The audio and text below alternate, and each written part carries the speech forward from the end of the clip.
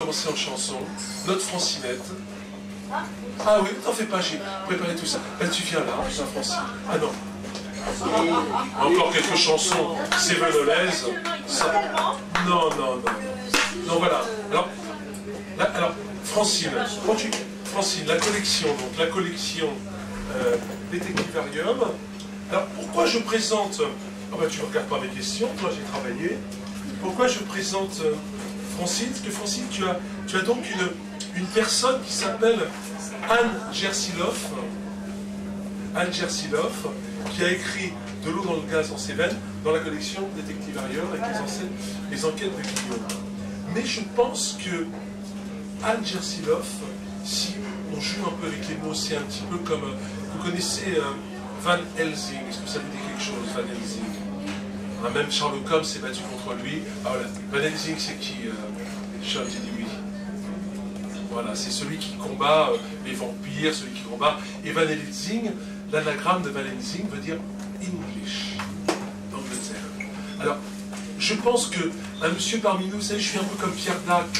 Et puis, tu te rappelles Pierre Dac et son copain Francis Blanche. Je pense qu'un monsieur parmi nous peut peut-être nous dire Anne Gersiloff. Joël Corneau, vous m'entendez? Qui est-ce Anne Gersiloff? C'est un anagramme. Oui, mais de qui? Ce serait un jeu à faire. Un petit jeu à découvrir. Alors donc, ma chère Anne... Oui, ça me fait tout drôle en fait.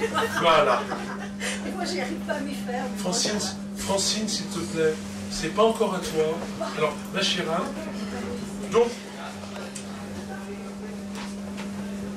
Tu es originaire de cette merveilleuse région des Cévennes. Alors, en lisant la 4e de couve, je vois que l'identité cévenole fait plonger le lecteur au sein même de ce pays que j'adore.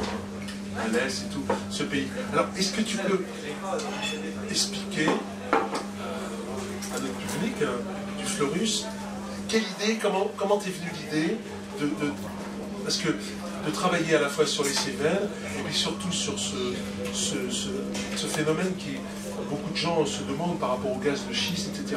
Comment ça t'est venu? Tout ça, ça nous fait plaisir d'entendre ta...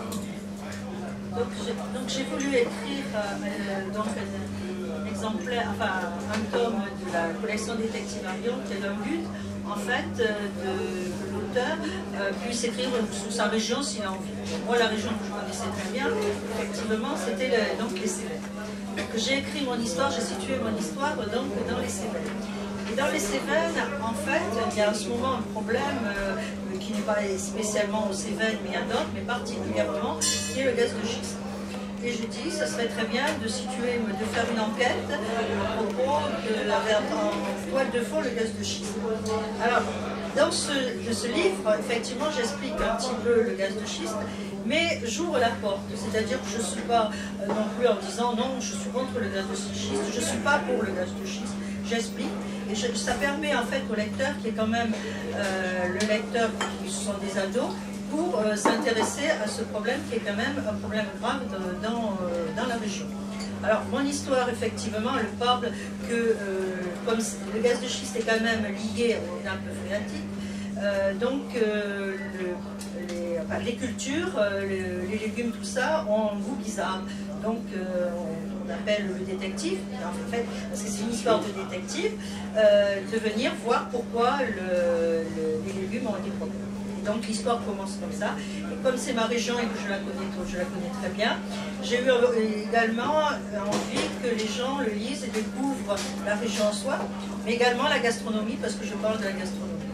Et donc, comment c'est venu l'idée de parler cheeseburger, de bons pélardons, de bonnes charcuteries. On mange très très bien. Donc dans les Cévennes, il y a des bonnes chèvres. Et toi, tu es originaire d'Alès? Moi, je suis originaire, je suis née là-bas, donc j'ai toujours, comme dirait l'autre, j'ai gardé l'accent. Je n'ai jamais perdu, jamais voulu le perdre non plus. Donc, je suis de là-bas, effectivement, et connaissant très bien la région, donc je voulais parler de... Enfin, parce qu'on a dit, on a bien parlé de ma région et on a envie d'y aller une fois qu'on a lu le livre. Alors, un petit point comme ça, parce que je connais un petit peu les Cévennes, parce que quand j'étais petit, j'allais au Mont-Égual, à Valrogue, il y avait à côté Saint-Nazaire-le-Désert, de l'autre côté, quand on monte le Mont-Égual, on arrive de l'autre côté des Cévennes. Ce qui est intéressant dans cette région, c'est beaucoup de huguenots. Ah oui. Quand il y a eu les batailles entre les catholiques et les protestants, il y a beaucoup de communautés huguenotes. Est-ce qu'il y a toujours des communautés huguenotes protestantes qui ont trouvé refuge parce que pourquoi? C'était des clans, on pouvait se camoufler? Oui, parce que quand même est partie la guerre qu'on appelle la guerre des Camisards, qui a été très très importante à l'époque de 2014. Donc il y a une empreinte énorme de cette période, et il y a effectivement il y a un musée qui est très très célèbre, le musée du désert, et même tous les ans à l'Est, on s'est trouvé cette année au mois de février, où on a une semaine, ce qu'on appelle la semaine des Camisards, où ils retracent toujours à peu près cette époque-là, où on fait également des manifestations et tout ça, mais il y a une empreinte encore très très forte de ce peuple qui est quand même à lutter.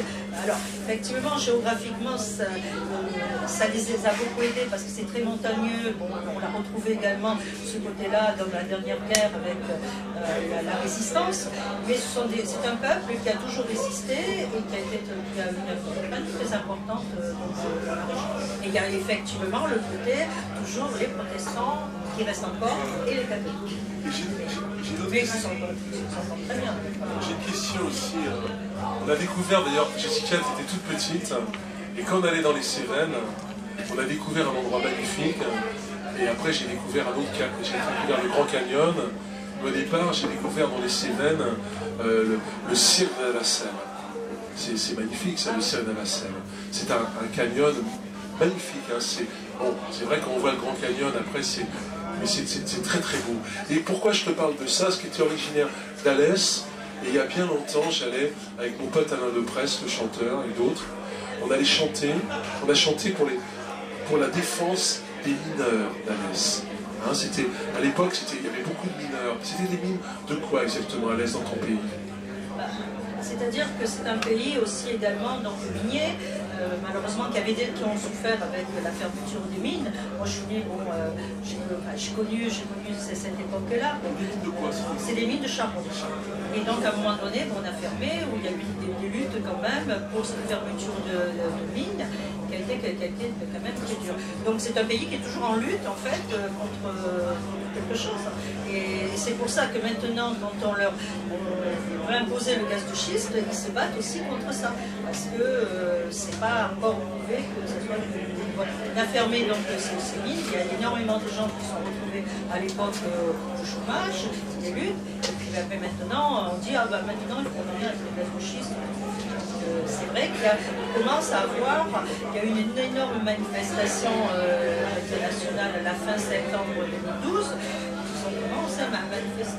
Parce qu'en fait, théoriquement, il ne devait pas être touché, mais il y en a un qui a décidé, Montebourg, qui a dit maintenant, ce sera une région et ils se battent encore. C'est encore bien déterminé. C'est drôle parce qu'Arnaud Montebourg, parce qu'il a fait Arnaud Montebourg qui était contre ça complètement avant. Et maintenant il est plus. Voilà, c'est un peu comme l'histoire de Larzac. Normalement c'est un dossier qui devait être fermé, il a rouvert, alors maintenant on commence à avoir des manifestations. La mine, le travail dans la mine, c'est un travail dur. Bon, moi je suis en fait également issue par mon père maternel, de mineur, parce que en fait, moi j'ai une partie de la famille, je suis d'origine italienne par ma mère. Et bien, à la fin de la guerre, comme effectivement il n'y avait pas de travail en Italie, mon grand-père il a pied tous les monts, jusque dans les Cévennes, pour pouvoir travailler. Et il a travaillé les mineurs de fond, il y a des morts, évidemment, avec la maladie du mineur, qu'on appelait à l'époque, on n'appelait pas cancer, c'était ça,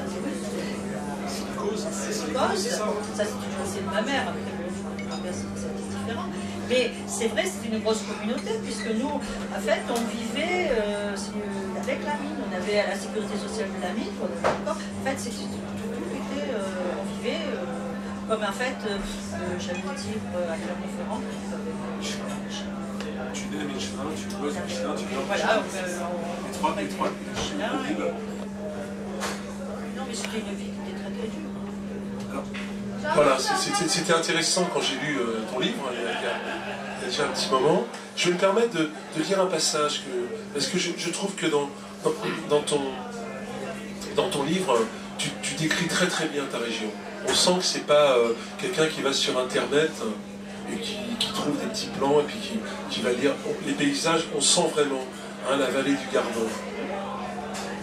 De Sainte-Cécile d'Andorge, je suis descendu par un chemin ombragé jusqu'à la route Alès-Millau. Là, je suis tombé sur le barrage de Cambou. Une pancarte m'a signalé que cette construction retenait l'eau sur une superficie de 10 à 15 hectares, suivant l'intensité des précipitations, et que la partie la plus profonde atteignait 17 mètres. Le barrage avait été édifié en 1957 afin d'alimenter en eau la centrale thermique du Fesque, unité produisant l'électricité nécessaire aux mines et à la vallée.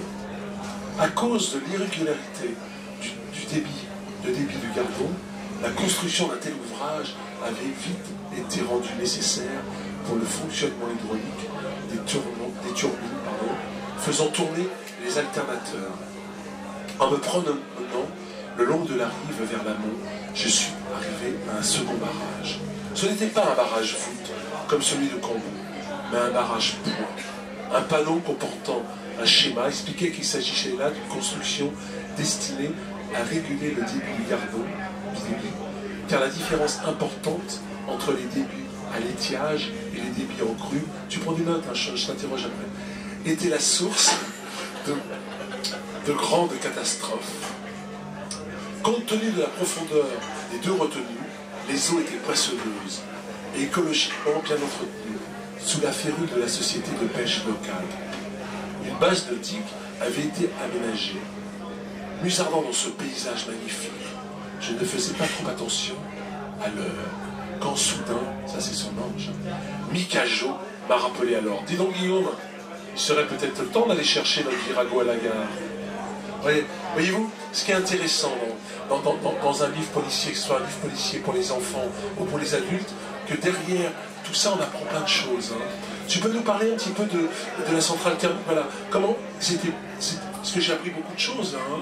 Dans les années 60, peut-être qu'ils étaient peut-être plus écologiques, que quand on parle beaucoup d'écologie, tout est beau, tout est bio aujourd'hui, alors que des gens du gouvernement qui sont écologiques laissent faire à Montebourg ou d'autres sur un truc qui n'est pas vraiment prouvé, parce que les Américains, dans beaucoup d'États comme le Texas, ils ont tellement percé qu'ils ont pété plein de nappes et disent aujourd'hui, il ne faut plus faire ça.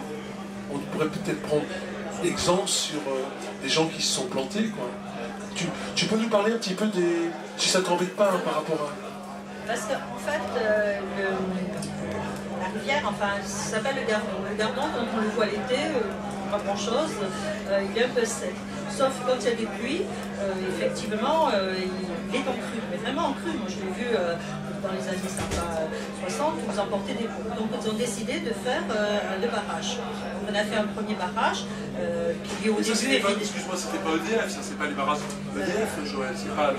Non, c'est des rétentions, en fait. Non, c'était en fait le bassin d'Alès était exploité par des compagnies privées, des compagnies minières. Oui, bah, comme il y avait avant, les compagnies sont mises ensemble afin de permettre notamment l'installation, l'alimentation en eau suffisamment et de façon régulée de la centrale thermique pour pouvoir alimenter les vapeurs. Parce que avant la guerre, l'eau, l'électricité, tout ce qui était avec les centrales, il y avait quelques familles riches en France. Une vingtaine de familles qui se partageaient les dividendes. Et lorsque il y a eu la fin de la Deuxième Guerre mondiale, si je me souviens bien, parce que j'ai travaillé moi pour les villages vacances EDF, il y a un monsieur qui s'appelait Marcel Paul, qui était un militant syndicaliste, et qui a dit mais il faut nationaliser. Donc De Gaulle a pris ce monsieur comme ministre, et il a nationalisé tous ces gens, sauf, on a ça aussi dans l'Endurance, où ils ont gardé des petites sociétés qui marchaient très très bien.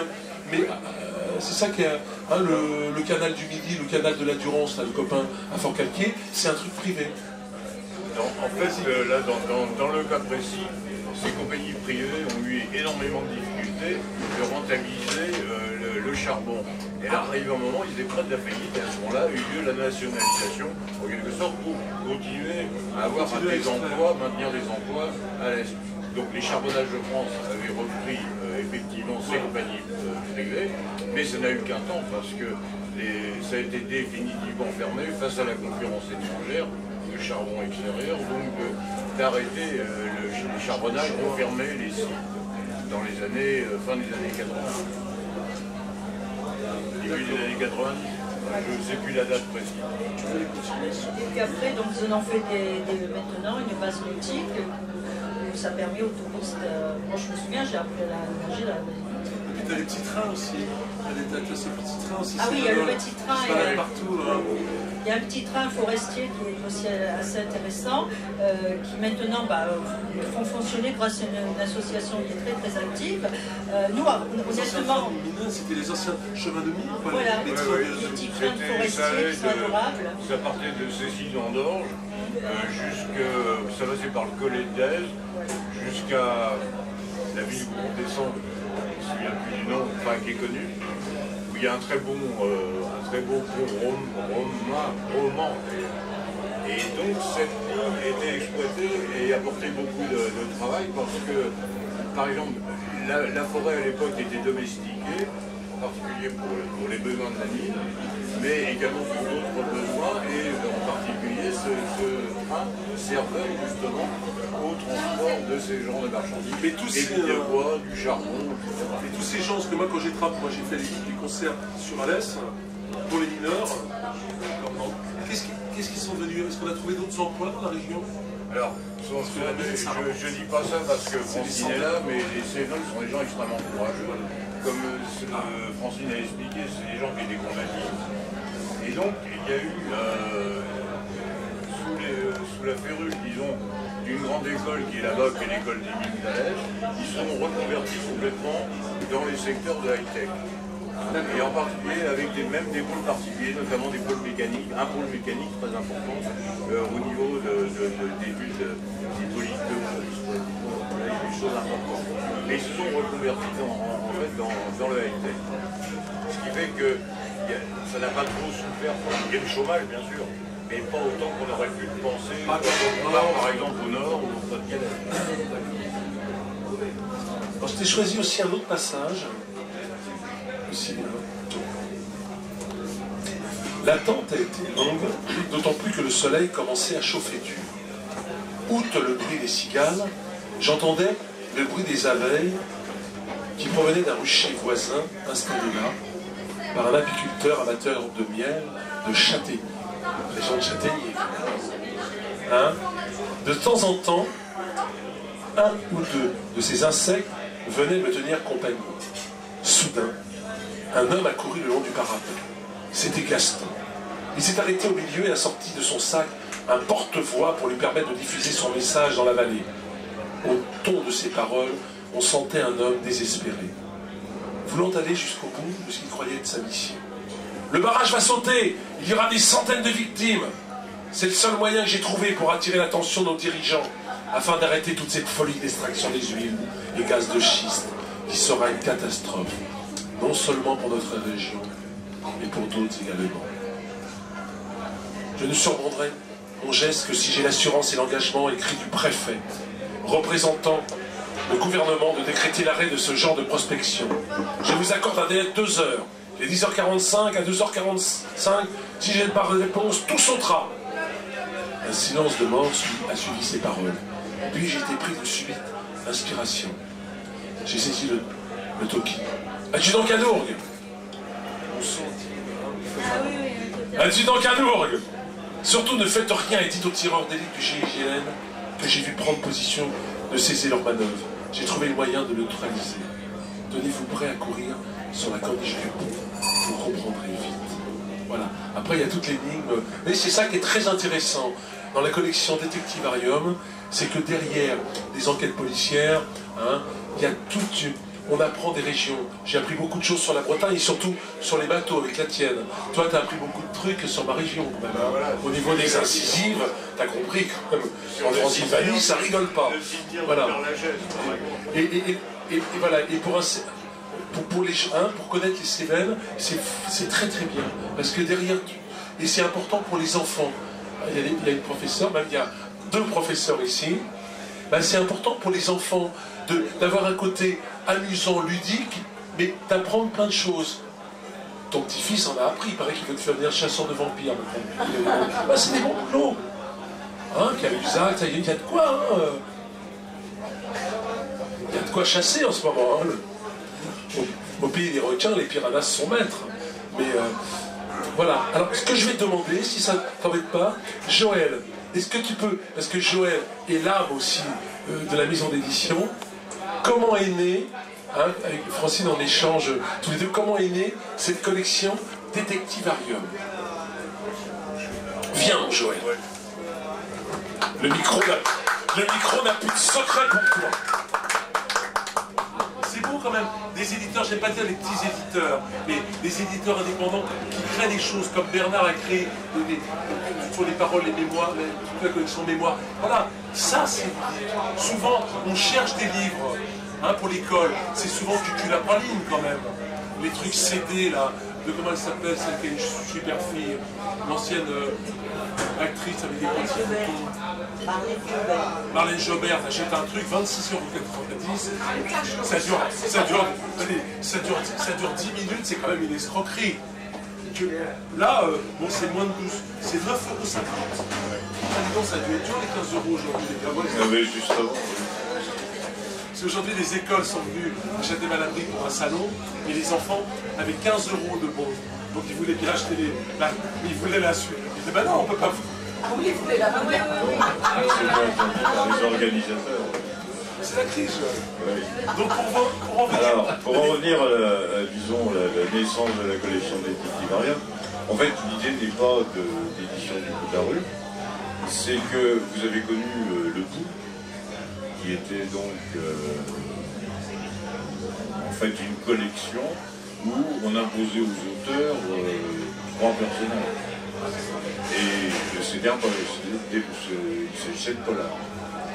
Bon, le Pouf a arrêté son activité, disparu, mais nous avions un de nos auteurs qui s'appelle, que vous connaissez bien sûr certainement, qui s'appelle Joseph Wackney, qui avait participé au Pouf, et donc il avait même fait proposition d'un manuscrit qui n'avait pas été finalement édité, et que nous on a repris, qu'on a édité par la suite dans la collection Polar. Et en fait, il est venu en nous disant j'ai l'idée, si vous acceptez, de faire comme pour le coup, une collection qu'on appellera Détectivarium, et qui reprend la même idée que le coup, à savoir deux héros pour résoudre une énigme policière pour les ados à partir de 10 ans. Donc l'idée est venue comme cela. Il est venu avec les 2 premiers tomes, Joseph a écrit les 2 premiers tomes, et puis ensuite ça a suivi, il s'adressait Streff, vous connaissez bien, Streff a écrit le 3e tome, et puis après ça a suivi, c'est-à-dire qu'il a fait beaucoup de... On va sortir le tome 20 dans 15 jours. Ça s'arrose. Oui, c'est ça.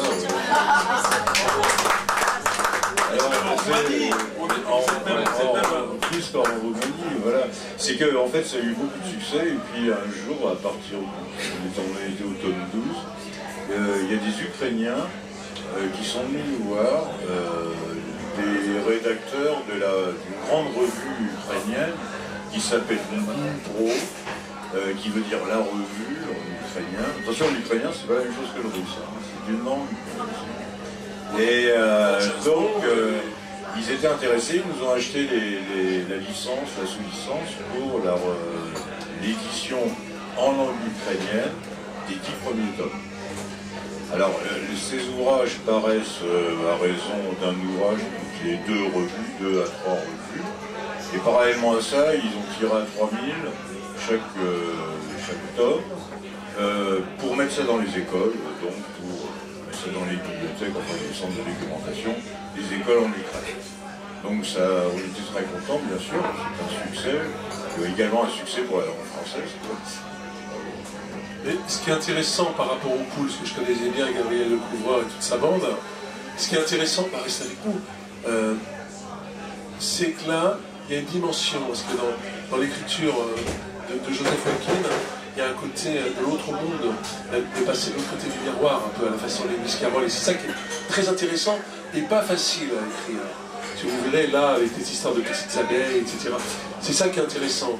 Il y a le chien qui est extraordinaire, le Mikajo. Tout à l'heure, on va rencontrer un Calgo aussi qui n'est pas bête du tout.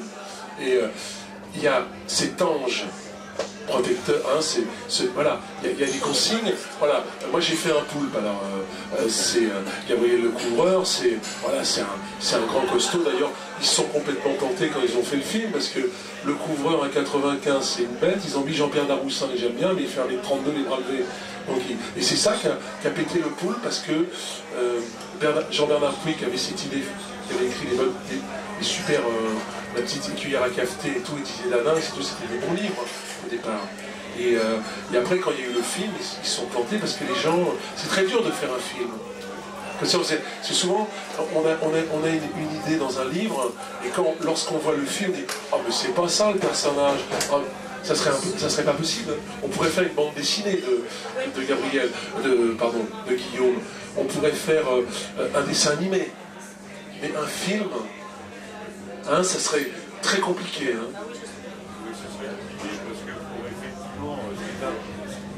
Ce qui est intéressant dans les ouvrages, c'est les relations qu'il y a entre Guillaume et puis son mentor, l'ange. Alors, ça passe très bien dans un bouquin, parce que vous pouvez le lire sans délecter, disons, alors qu'au niveau audiovisuel, je ne vois pas trop, à moins que quelqu'un ait une idée, mais je ne vois pas trop comment faire, pour le spectateur, cohabiter en quelque sorte, de façon visuelle, l'ange, enfin Guillaume et l'ange. Alors que dans le bouquin, c'est pas ça.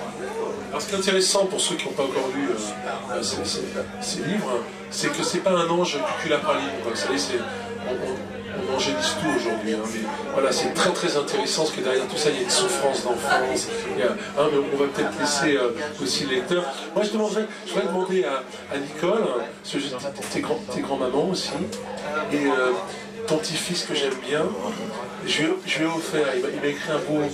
Qu'est-ce qu'il a pensé? Il aime cette collection? Est-ce qu'il a envie de continuer la collection? Non mais c'est vrai, Tom, je lui ai passé alors, ton petit de 10 ans. Oui, il a trouvé le livre très intéressant, il a eu 2 fois pour bien l'enregistrer. Et il a envie de continuer à lire. Ça y a beaucoup plus. La collection, ce qui est difficile en plus, vous savez, c'est pour la distribution des livres. Hein, vous savez, c'est très dur, c'est comme les disques. C'est ça qui est terrible aujourd'hui. On veut vraiment casser toute...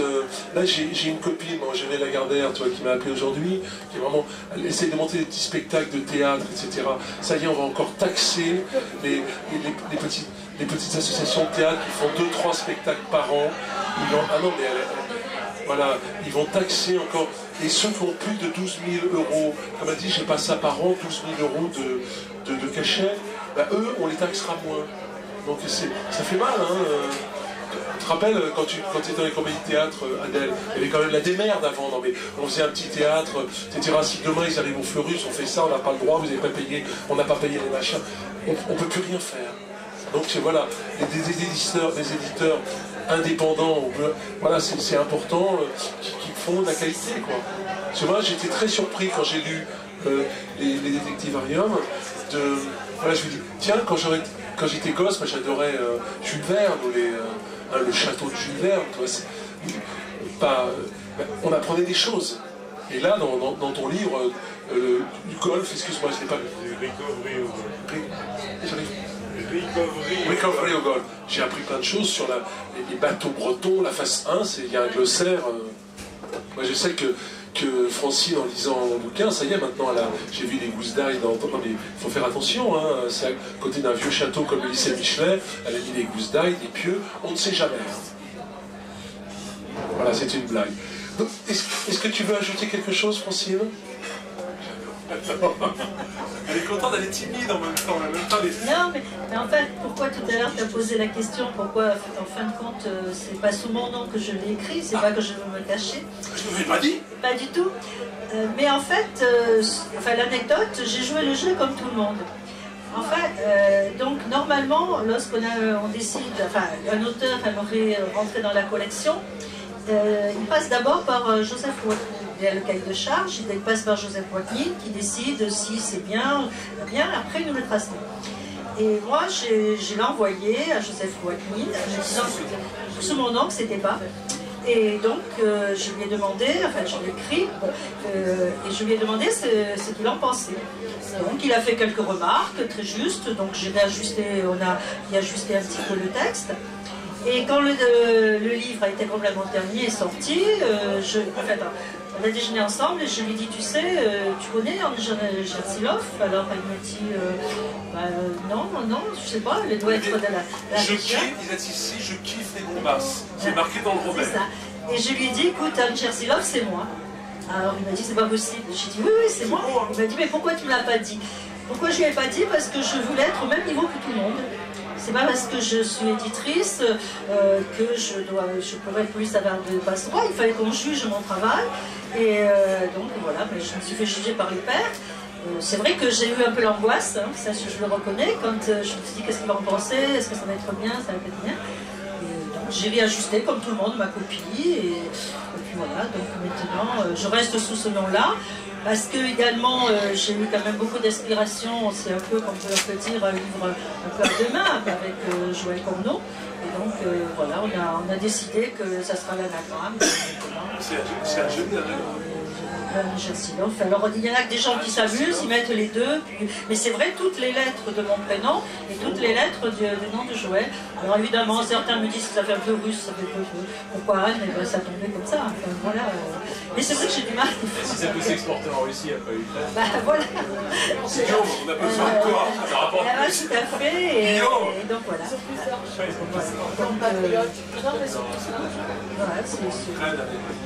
formidable. Voilà pourquoi je suis à Jersilov. Voilà, alors vous savez, hein, si vous avez envie de... Voilà, merci à toi, François, c'est toujours un plaisir. Et faites connaître, comme a fait aussi notre ami Michel hier, faire connaître comme ça les maisons d'édition. Sinon, bon, moi, que ce soit dans un bar ou dans une grande salle, on aura toujours du travail, un musicien qui joue pas trop mal. Et de plus en plus, les gens disent, là, il y a rien. Je dis aux gens, aidez, venez aux soirées, parlez-en à des maîtresses d'école, à un prof. Il y a toujours une personne, quelqu'un, j'ai un petit plan, j'ai un truc avec Bernard, on s'est retrouvé des fois avec des belles choses, hein, comme ça, de gens qui t'appellent quand tu as fait le livre de cuisine avec le lycée, là, c'est formidable ça. Voilà, ce que je vous propose, on va partir un petit peu en musique. Pour une fois, ça t'embête pas? Comme notre petit Aloïs est venu. Alors Guillaume, il est quand même très courageux, parce qu'il a une bronchite terrible, il a une énergie incroyable. Il est venu aujourd'hui, ça fait une semaine que t'es toujours aussi séduisant, et t'en fais pas. Alors pour ceux qui veulent voir une soirée russe, jeudi prochain, je me trompe toujours dans les dates. C'est un jeudi? Oh putain, j'ai vu. Le jeudi, combien de mois de juin? Le jeudi 6 juin, ici, il y aura une soirée russe avec un chanteur russe, et il y aura Popov et Malakov, nous deux qui chanteront, c'est franco-russe. Donc nous, on chantera les chansons d'Ivan Desbrosses, des chansons françaises, et puis il y aura un chanteur russe qui chantera les chansons russes. Voilà. Avec une soirée, donc c'est un repas russe, on peut jeter les machins. C'est un hommage à la mort de Pouchkine, qui est un poète russe. Pouchkine, voilà, il y aura des textes. Boris Etsine, non. Hommage à Pouchkine. Voilà, ça sera une belle soirée. C'est Guillaume qui organise ça. C'est toujours très bien de pouvoir, ici, c'est toujours très bien de pouvoir aussi des communautés de gens qui adorent la culture française. Je me rappelle quand j'étais pas loin d'ici, au Smoke, à l'époque où il y avait des histoires entre George Bush et le gouvernement français qui ne voulait pas faire encore la guerre, la deuxième fois qu'il y avait l'Irak. Il y a des Américains, on faisait la poésie française, et des vieux Américains dans le coin de Montparnasse, qu'ils adoraient ce côté, c'était juste à côté de l'hôtel où Breton a créé le surréalisme, était à côté de la rue Campagne Première. Et ces messieurs américains viennent me voir et me disent on s'excuse pour notre pays, de tout ce qui se passe avec la France. J'ai dit mais attendez, nous aussi on a des... voilà, y a les Russes pareil, lorsqu'on chante de la chanson française, sur Mouloudji, Jacques Dutronc, ils sont très à l'écoute. Ils aiment les mots français. On a beaucoup de similitudes avec la Russie d'ailleurs. Quand je discute avec le copain Paul, il adore Boris Vian, tous ces gens-là, voilà, qui n'a même pas été l'écume des jours. C'est un beau film quand même, le film, parce que c'était pas facile de faire, et même pas à Cannes. Un beau film, c'est pas fait. Un film poétique, c'est même pas représenté à Cannes. Et Michael Douglas. Voilà. Donc, Aloïs, c'est à toi. Ah, vous savez, mon petit Aloïs, avant, on chantait. Je le connais, il était tout gamin. Et ce qui était extraordinaire, à l'âge de 15 ans, ça a toujours plu à Joël, ça aussi. À Vanves, il y avait toutes ces filles qui mettent des casquettes USA, nos sportifs d'Argenteuil, qui ont des gros baggy, boggy, comme on dit, et qui chantent de la R&B, etc. Très sympa, qu'on accompagnait. Et lui, à 15 ans, il vient me voir, il dit moi j'aime Lama, Serge Lama, j'aime Brel, et on a monté tout un répertoire comme ça, hein, à l'époque, Michel Delpech, toutes ces choses-là, et on passait dans les soirées, et les autres adoraient cet âge. Et t'as fait connaître plein de gens. T'as même repris une chanson de Léon Ferré. Hein, qui faisait la mélancolie, je me rappelle. Où il y avait des spécialistes de Léon Ferré, un jour, qui viennent nous voir, tout cela, ces spécialistes. Mais il est trop jeune. Non, mais pas comme toi, au contraire, t'entends.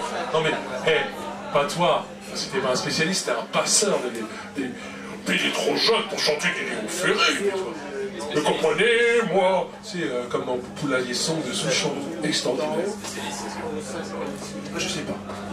Il y a les banlieuologues, il y a tout ça. Hier, je faisais une animation avec Farouja pour des petites dames de Vanves, pour la fête des mères, des grands-mères, etc. Je jouais, je connaissais pas encore ce métier, elle vient de voir. Oh, je suis... elle est socio-esthéticienne. J'ai attendez, je connais pas. C'est pas des. Vous faites des maquillages? Non, non. Elle vient demander aux gens derrière leur maquillage, elle voit la personnalité, les petits jeux. Mais laissez-moi quand envie de danser, vous me faites chier. Moi j'aime bien ça. C'est socio-esthéticienne, méfiez-vous. Bon, tu viens le socio. Pourquoi je vous raconte ça? Il va venir près de moi ce soir. Parce que il a un gros boulot aujourd'hui, il travaille dans une grosse société où c'est pas facile pour les jeunes aujourd'hui. Hein. Et il s'est trompé, il a toujours ses petits cahiers de chansons, il a une très bonne mémoire.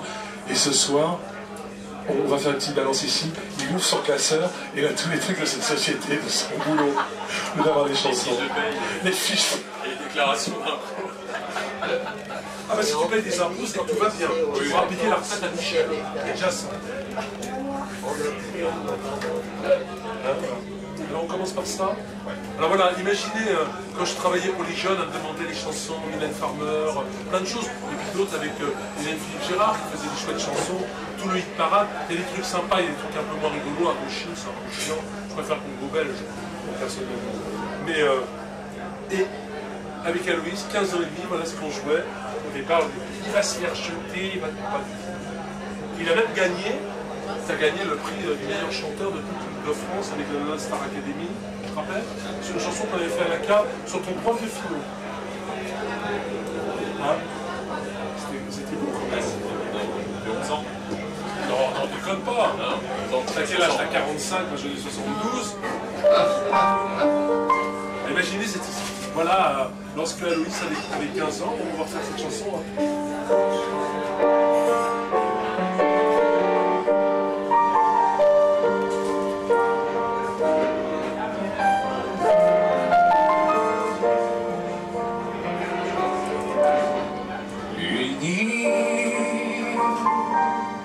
Entre le ciel et nous, unis, sans harmonie, bateau, un culte, un peu comme une insulte, sauvage, sans espoir de voyage, unis.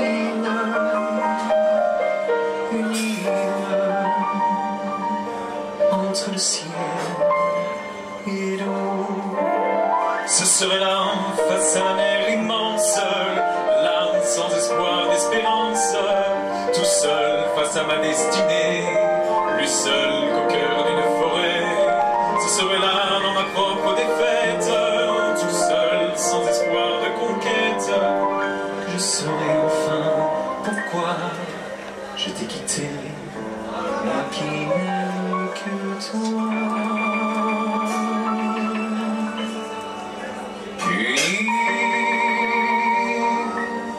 Comme une cible d'or, tranquille,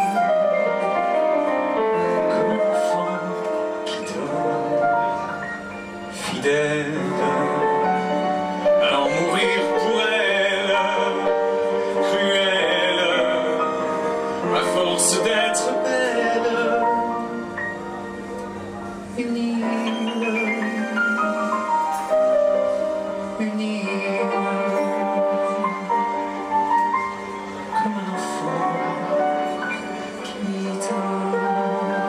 Ce serait là, face à la mer immense, l'âme pour venger mes vengeances, tout seul avec mes souvenirs, plus seul qu'au moment de mourir.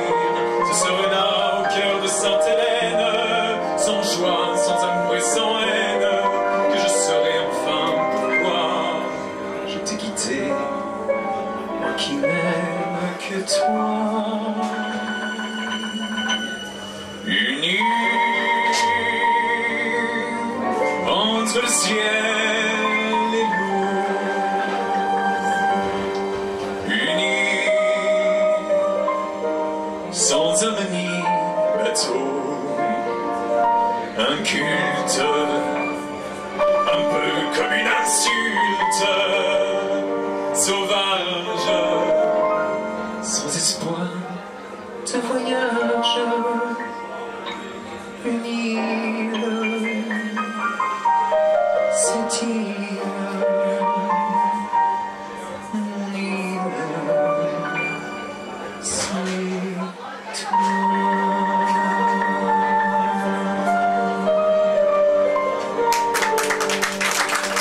C'est bon.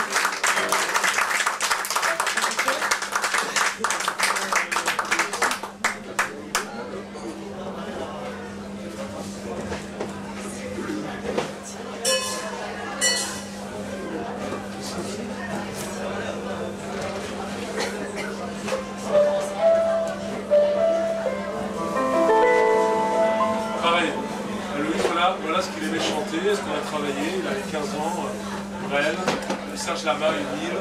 Moi ça m'a fait vachement plaisir.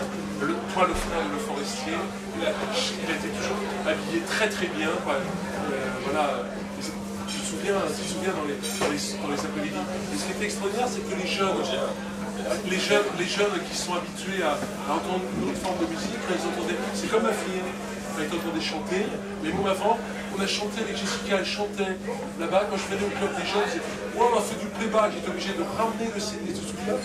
Et Monsieur Mèche, voilà. Et il faut ramener de la beauté. Je disais cet après-midi, quand j'étais dans les villages vacances dans le Récumum, des fois on se retrouve le soir et tu joues un morceau de Chopin, comme ça prend. Ah, ils font des trucs comme ça, hein. Ah, c'est pas beau. Ils sont plus habitués. Mais au bout d'une semaine, tu leur remets de nouveau ce qu'ils sont habitués qu'à. Et encore si c'était en place, c'est terrible. Toujours Mozart et tape dessus. Donc voilà, il y a tout à refaire aujourd'hui, c'est génial. Et Aloïs, c'était un de ses passeurs.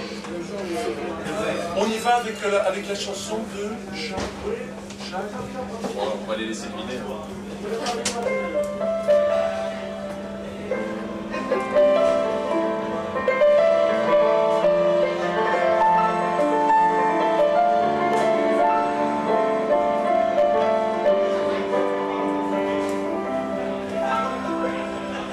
Quand on n'a que l'amour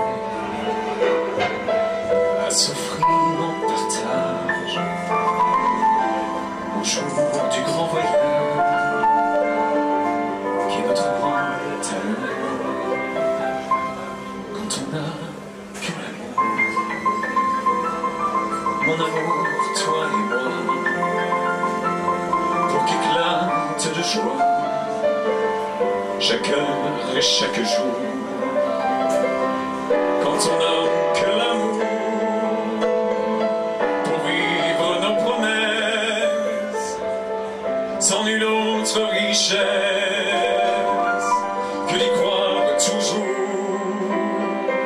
Quand on n'a que l'amour pour meubler de merveilles et couvrir le soleil, la laideur des faubourgs. Quand on n'a que l'amour pour unique raison,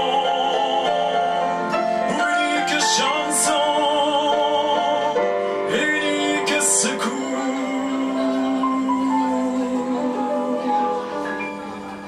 Quand on n'a que l'amour pour habiller le matin, pauvres et malandrins, de manteaux de velours. Quand on n'a que l'amour à offrir en prière pour les maux de la terre, en simple troubadour. Quand on n'a que l'amour à offrir à ceux-là dont l'unique combat est de chercher le jour. Quand on n'a que l'amour pour tracer un chemin et forcer le destin à chaque carrefour. Quand on n'a que l'amour pour unique raison, dans nos mains, amis, le monde entier.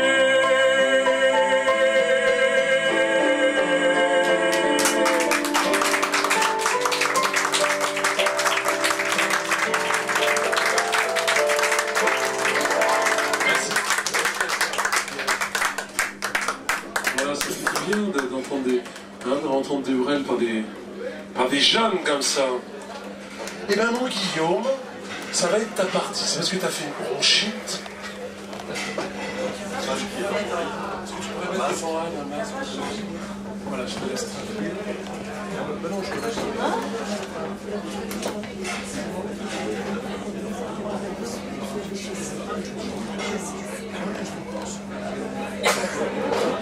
Merci d'être là ce soir.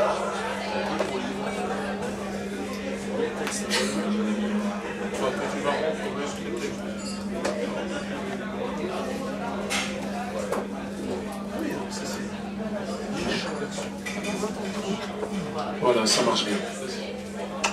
Alors merci d'être là nombreux ce soir. Je crois qu'il y a des nouveaux, il y a des nouvelles. Donc je suis heureux de vous présenter un livre d'Anne Calvet, à la découverte des saisons, Calvaire, excuse-moi, avec Tristan Le Galgo. Donc Anne, pour la présenter, est née au Portugal, si je me trompe. Elle est arrivée assez vite à Paris, comme elle a un amour pour la langue française. Elle a écrit un beau recueil de poésie qui désigne nos différentes saisons, surtout qu'à l'heure actuelle on a un peu la tête à l'envers avec son temps. Et donc elle est choriste, poète, écrivain, et elle était choriste aussi, elle est choriste toujours avec Alain Souchon, Laurent Voulzy. Vraiment, je suis heureux de l'avoir avec nous ce soir pour présenter ce livre. Il me semble reconnaître un individu. Hein, quand je vais chez Pierre, souvent je le vois, il est là affalé sur le canapé. Alors si j'ai le malheur de poser la fesse gauche, je sens que je dérange. Il monte ses canines. Mais bon, on arrive à s'entendre un peu. Je lui fais une petite tape sur la tête, une petite caresse. Ses canines, c'est bon aussi. Une petite croquette, et puis voilà. Alors, moi c'est un chien, je suis très sensible. Parce que j'ai une amie qui a un chien de la Fondation Brigitte Bardot. Est-ce que... Alors, Tristan, c'est quand même un personnage à part entière. Je voudrais que tu nous parles un peu de Tristan, parce que je pense c'est quand même un des personnages dans le livre assez charismatique. On peut le voir sur ses différents les poèmes qui t'accompagnent. On voit Tristan dans différentes positions. Et je voudrais savoir la rencontre avec Tristan. Et je pense que Tristan est à l'image de la société, peut-être française encore, qui ne comprend pas ce qui se passe là-haut. Il a une grande sensibilité. C'est un amour de chien. Moi, je l'adore, ce chien. Il est très, très sensible. Et puis on le voit un peu, vous voyez, posté, voilà, regardant les feuilles qui tombent de l'arbre. Hein, il est en attente, voilà, un peu comme nous à l'heure actuelle. Est-ce que tu peux nous présenter Tristan et puis l'idée de ce recueil de poésie? Je vais essayer. J'espère que vous aimez les têtes. J'adore les lévriers. J'ai toujours voulu avoir un lévrier. Et je suis allée sur... Enfin, c'est Pierre qui est allé sur un site pour trouver un lévrier. Et on est tombé sur une association qui s'occupe de sauver des lévriers espagnols, c'est-à-dire des galgos, qui sont très maltraités, abandonnés, torturés. Et donc, sur ce site, j'ai trouvé, on pouvait regarder plusieurs chiens à adopter. On a regardé justement avec Sean, le petit-fils, et on a choisi 5 chiens. Et cette association, ils font très très bien leur travail parce que parmi les 5 chiens, il y en avait 4 qui ne correspondaient pas à ce qu'on voulait. C'est-à-dire, il y en avait un qui était vraiment beaucoup trop grand parce qu'il faut dire que Tristan, il arrive à peu près là, dans sa tête, et il y en a qui sont comme ça. Donc il y en avait qui étaient trop grands, il y en avait qui n'avaient pas les enfants, donc je ne voulais pas prendre un chien qui pouvait faire du mal à un enfant. Et puis il restait Tristan. Donc on a pris Tristan, on l'a attendu parce qu'il arrivait d'Espagne. On est allé le chercher dans cette association dans le 78. Plein de tempêtes de neige en plus. Et on arrive dans un petit pavillon de banlieue, tout petit. On sonne et il y a 20 Tristans qui sortent de la maison. Une vingtaine de galgos. Et on a pris notre Tristan et on est parti. On regrette, enfin moi je ne regrette pas. Pierre peut-être si. Ce qu'il faut expliquer, c'est qu'en Espagne, ce sont des bêtes torturées. Enfin, c'est des galgos, c'est des grands gentils. On les fait courir, et puis quand ils ne servent plus, on leur met des coups de pompe et puis ils les virent à travers la nature. Et quand on est arrivé dans cette maison, alors, au début je vous disais avoir un lévrier, parce que c'est comme les frisons, un cheval, un frison c'est beau, j'aurais eu l'argent, j'aurais eu peut-être un frison.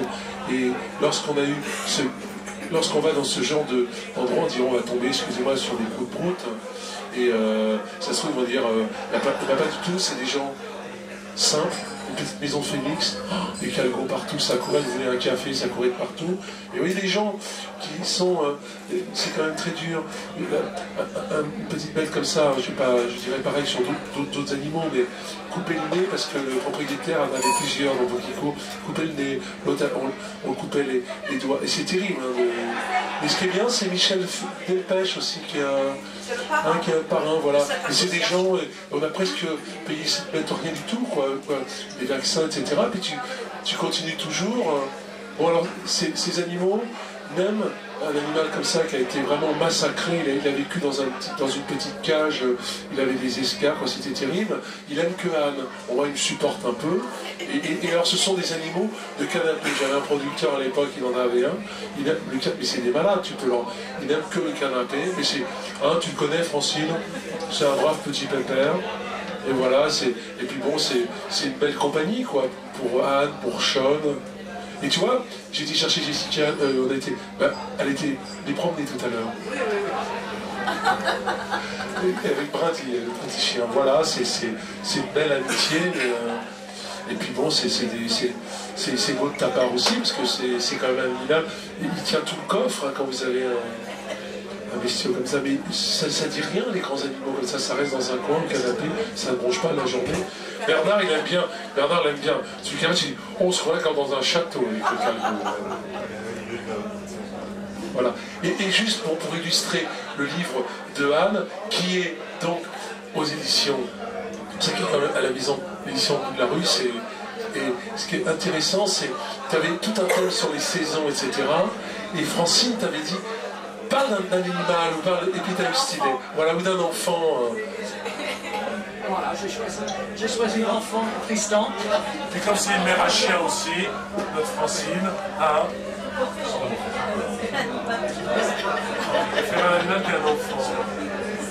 Il y a une très jolie maxime, un très joli proverbe marqué là de Michel Audiard, dans la pièce d'à côté, sur les enfants. Moi, surtout, ce qui me plaît, j'ai toujours eu beaucoup de difficultés avec la langue anglaise. Et c'est vrai qu'on avait les petits personnages, je ne sais pas si vous vous souvenez, là, qui sont en rondeur. Pour apprendre l'anglais, c'était assez délicat pour ma part, j'ai toujours du mal. Et là, je trouve que c'est sympa parce que c'est un CD qui est poétique et aussi musical, donc ça permet pour les gamins de se familiariser avec la langue anglaise, surtout avec la mondialisation et tout, c'est important de parler la langue anglaise. Je trouve que c'est vraiment intéressant l'approche, c'est ludique. Donc je vais vous lire un texte poétique, voilà. Dan, ça te dérange pas, et tu liras la partie anglaise parce qu'avec my French accent, on va pas aller loin.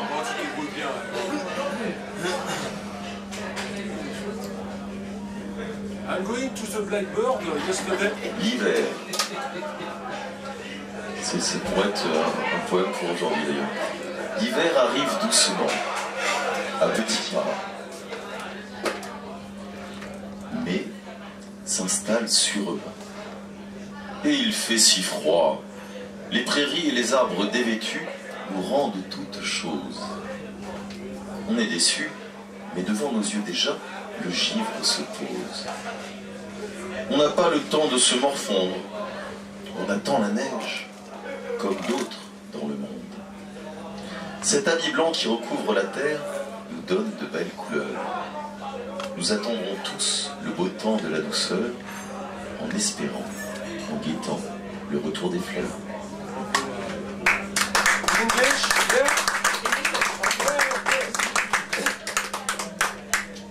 Winter. Winter tiptoes into place. The breeze becomes a gust of wind, pricking out ears and face. It's cold and will get colder yet. The temperatures, are low, and our spirits about the same. But maybe we'll get snow. That would be fun. I'm game.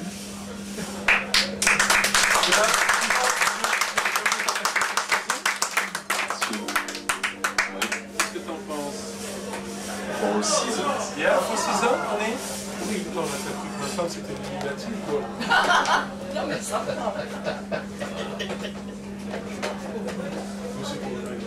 Change de cassette. Ah ouais, c'est la chanson, ok. J'ai oublié de changer de cassette.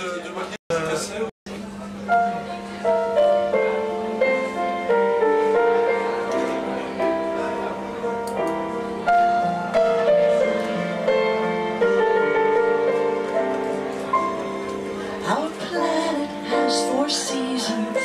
How lucky we are. That gives us all 4 reasons to stay just where we are.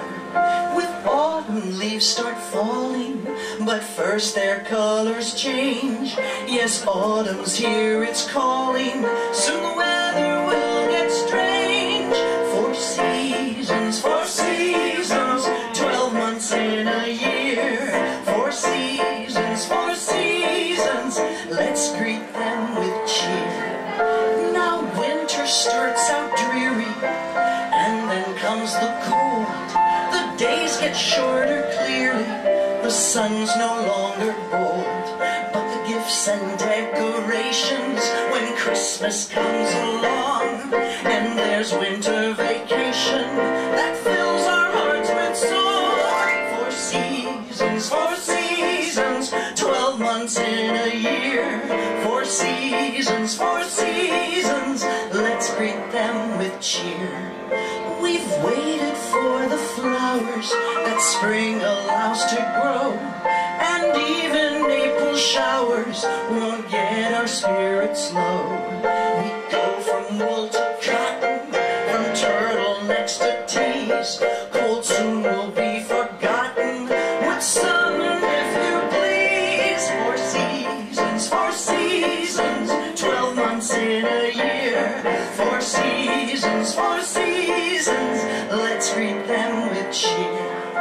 Summer comes warm weather, long-lived sandals and shorts. All summer play together with all the summer sports. Summer means more vacation, that's all we need to know. The wild anticipation, the sun, the sand, let's go! Let's go! 4 seasons, 12 months in a year. 4 seasons, let's greet them with cheer.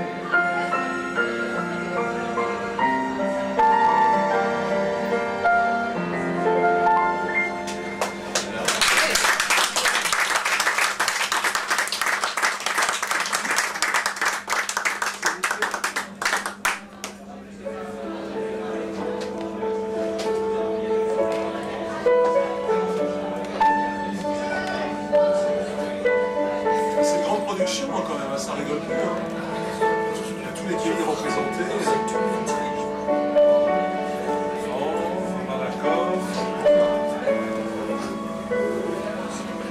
Les mois de l'été.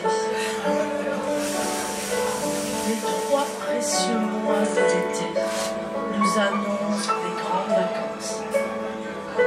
Certains vous voyagez, moi je dis quelle chance.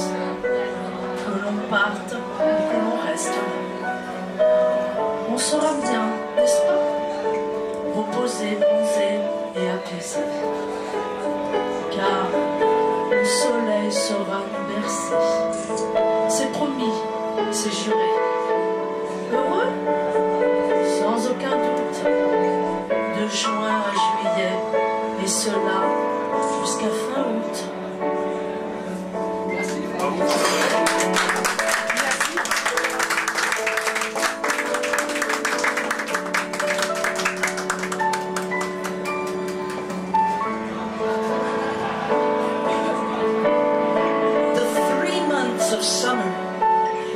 Vacation time is here. There will be sunshine, whether far or near. To find it, some will take a plane to get themselves a tan. And some will also take a train, go swimming if they can. June, July, and August months are summer months indeed. Sand and sea and summer stunts. That's really all we need.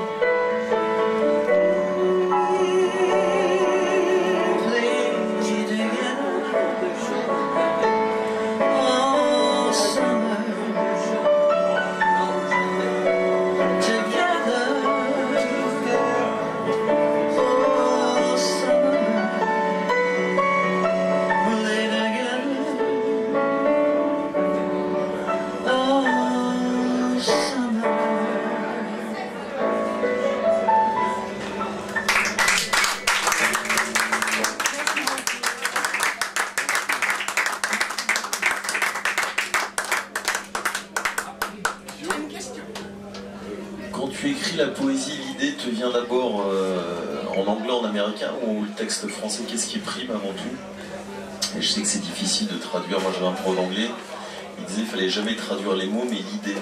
Alors qu'est-ce qui t'amène à écrire ces textes? Est-ce que tu penses d'abord dans ta langue natale? Eh bien, on va répondre en chanson. Voilà, la chanson des petits maîtres des années 60. Can't buy me love, no. Love, no. Buy me love, no. I'll buy you a diamond ring, my friend, if it makes you feel alright. I'll send you anything, my friend, if it makes you feel alright. 'Cause I don't give too much for money, money can't buy me love. I'll give you all I got to give if you say you love me too. I may not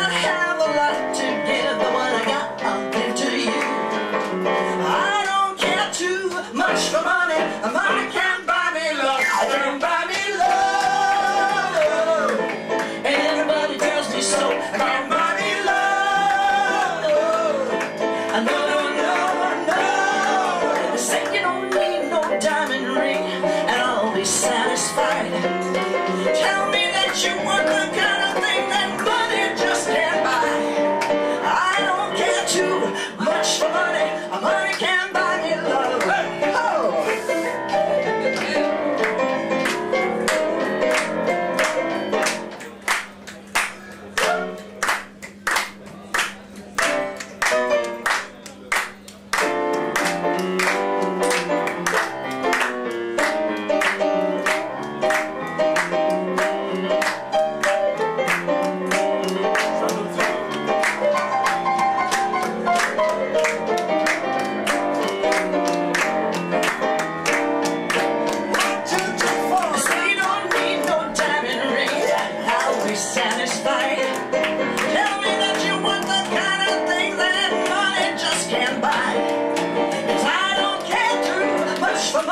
Money can't buy me love. Can't buy me love.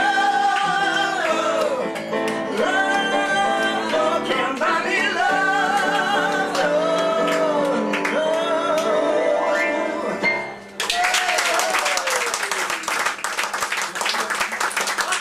Et pour répondre à cette question, la plupart du temps, j'écris en français d'abord et après, ça me vient en anglais. Merci Anne, voilà. Alors, pour ceux qui veulent, non mais c'est très ludique, hein, c'est très ludique, comme disent, voyez encore, la maison d'édition, je fais pas ça pour un, voilà, une maison d'édition qui sort encore voilà, un très beau livre avec du très beau papier, des belles couleurs. J'ai vu aussi les petits jeunes qui travaillent aussi avec vous, je l'ai vu le Calgo, hein. Le petit gars il doit en avoir marre des chiens, mais c'était vraiment, voilà, hein, c'était une belle aventure. Et puis je crois que maintenant c'est sur les vêtements, les choses comme ça. Et les enfants dans notre ville, quand on a une copine qui a une association, adorent avec les parents. Parce que souvent c'est bétifiant. Hein. Par exemple dans les écoles, une souris verte, je peux plus. Quand il y en a qui chantent ça, je suis W.C. Fields, pour ceux qui connaissent W.C. Fields. Et une souris verte, ça c'est interdit. Et puis en anglais, Jingle Bell, c'est bien, mais Jingle Bell, il sait même plus quoi, il sait même pas ce que ça veut dire. Bah bien sûr, un autre truc. Oui, évidemment, ce livre, c'est pour que les petits Français soient motivés pour apprendre l'anglais, mais c'est aussi pour les Anglais, les petits Anglais, apprennent mieux le français. C'est double tranchant. Mais j'ai des amis qui l'utilisent aux États-Unis dans les écoles. Donc je suis très très fière de ça. Et ça fait beaucoup là. Et Dieu sait que les Américains parlent bien le français, les jeunes Américains. Non, c'est pas un peu vrai que nous. Hein. Ils parlent très bien l'anglais, Guillaume. Putain, c'est le roi Las Vegas. Sinatra, il a qu'à bien se tenir. Et ben tu vois, Guillaume, comme tu es debout, ce que je te propose, Guillaume, c'est pas de manger le hamburger de ma fille, mais je te propose, on a eu des gens formidables qui viennent de nous quitter au mois de mai, hein, dans la musique. Et il y avait une fille que j'adorais et d'ailleurs que c'est toi qui me l'as fait connaître quand tu étais plus jeune, quand tu chantais Thierry Moïse, les poètes de Michel. Elle s'est suicidée, elle était réfugiée haïtienne au départ, elle vivait à Los Angeles, elle est venue en France, elle a fait des très beaux textes, et puis les gens, vous savez, dans ce métier, il faut avoir une sacrée patate, hein, et elle est partie en Espagne, bon déjà apatride à Haïti, c'est dur, hein, la condition des gens, et elle s'est suicidée à l'âge de 43 ans, comme Edith Piaf d'ailleurs, bon, différemment, et elle s'est suicidée dans une chambre toute seule à Madrid. Voilà. Et petite pensée pour Thierry Moïse. Et puis quelqu'un aussi qui m'a beaucoup, quand j'étais gamin, je faisais des fois un peu d'intello. Moi j'aimais le rock'n'roll, j'aimais James Brown, ces trucs-là. Mais il y avait des filles très très bien dans la pension où j'étais. Et il y avait un foyer où on écoutait. Et un jour j'ai entendu cette chanson interprétée par Serge Gianni, la chanson de Georges Moustaki qui vient aussi de nous quitter, Sarah. Et ça m'a fait beaucoup, j'ai pensé à ma maman, j'ai pensé, voilà, Moustaki avait des mots, hein, qui savaient dire les mots avec ma gueule de métèque, de juif errant, des belles choses. Et il y a une belle anecdote sur Moustaki. Moustaki, je le connaissais un peu, parce qu'on faisait des soirées, il était très abordable comme monsieur, hein, rue Saint-Louis en Lille, là, Et Moustaki, un jour, était invité par Mitterrand dans une soirée et tout, puis Mitterrand parlait des sans-papiers et tout ça. Ben, Moustaki, jusqu'en 85, n'a jamais eu de papier. Il était réfugié grec, il avait jamais pu son fauteuil. Il a dit comme ça au président, vous savez, ça fait 25 ans, hein, depuis l'époque de Saint-Germain-des-Prés, quoi. Il était... Voilà, c'était un monsieur qui a jamais... Mon premier manager, quand on était jeune et beau, Christian Thora. Alors ça, c'est beau.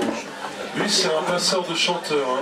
Il a travaillé pour moi, mais là, je fais pas c'était des sacrés bonhommes. Le concours Hollywood Schwingler, tu te souviens, Christian? Je t'ai pas vu depuis combien d'années? Waouh! T'es toujours aussi beau et gentleman. Ah, c'est des vrais potes, ça. On était des petits cons à l'époque, hein. On faisait de la musique très forte dans les caves, tu te rappelles? Et puis tu m'as aidé à signer chez RCA, chez L'Arme, qui s'occupe après de Léo Ferrand. Grâce à Christian Thora. Si je suis là ce soir, mais putain, j'aurais dû travailler à la BNP. Oh, ça fait un choc, hein. Et c'est du vrai, ça, hein. Le concours Hollywood Schwingler. Tu te souviens avec Gérard Blanchard? Alors, ils font des concours, hein, parce que maintenant, c'est des trucs de casting. À l'époque, c'était des concours. Alors, on part avec... Et on s'est trompé pour revenir sur la route. On a fait 400 km de plus, tu te rappelles? On est arrivé à La Rochelle maintenant. On était au concours Hollywood Chewing Gum. Et alors, les gars qui écoutent de CBS, c'était Dick Rivers. C'était à moitié avec sa vieille banane, ça marchait. Comme ça, il n'écoutait même pas. La Blanchard, il dit, oh mec, la différence, on ne peut plus dire ça aujourd'hui.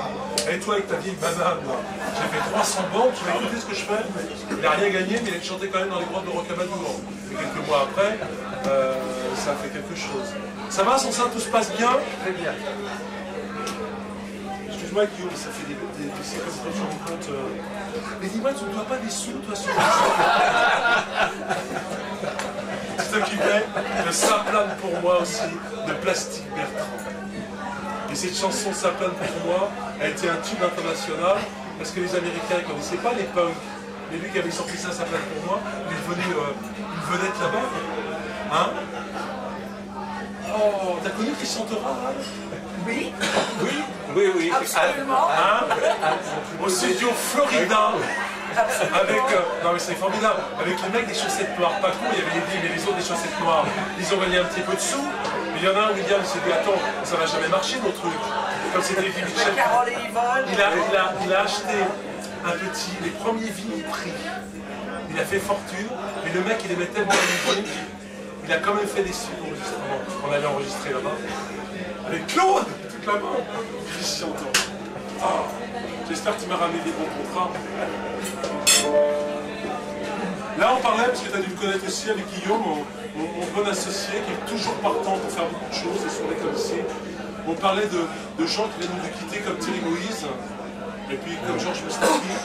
Alors on a vite pisté tout à l'heure à vos souhaits. On a vite pisté la chanson, Guillaume l'a vite pisté. Alors Guillaume a une sacrée bronchite et c'est très gentil à toi de vouloir chanter cette chanson de Georges. Sarah.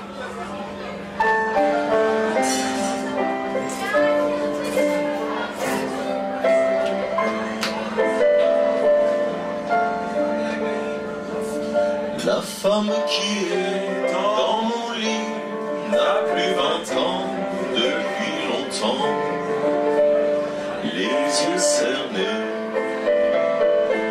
par les années, par les amours, au jour le jour, la bouche usée par les baisers. Trop souvent même, trop mal donné,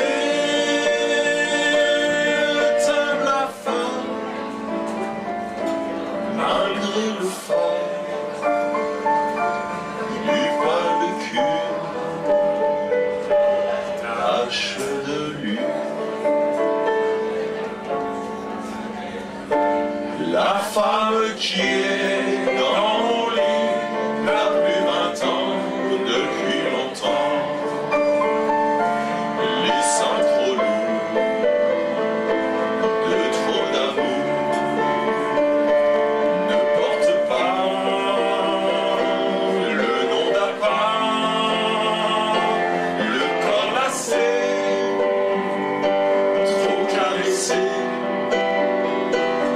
souvent même trop mal aimé.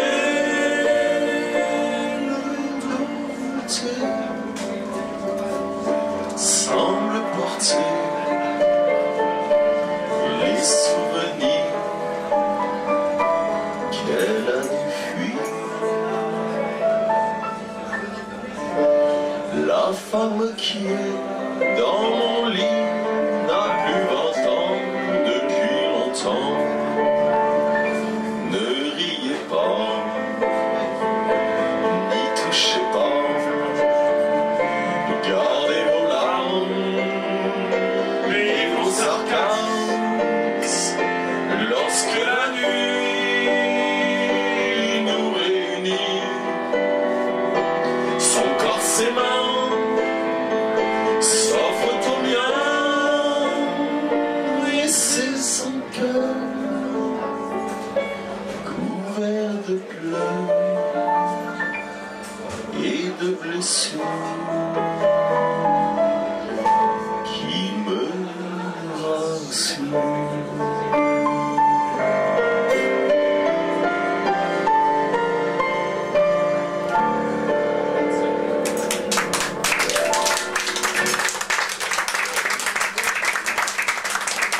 Je demandais à la copine Nicole de venir chanter, de venir chanter aussi un hommage à Moustaki, ça me ferait plaisir.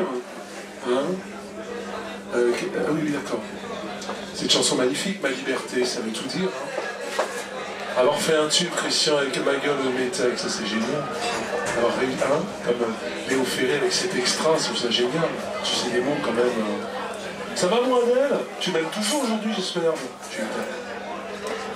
Sans ça, lundi, j'aurais pas de voiture réparée. Il n'y a pas un plombier dans la salle? Il n'y a pas un plombier dans la salle? Non, pour nous plomber l'atmosphère, mais non. Non, mais t'as ton automobiliste, t'as ton garage. Non, c'est pour 3,50 francs banlieue sud. Moi, c'est 1 franc.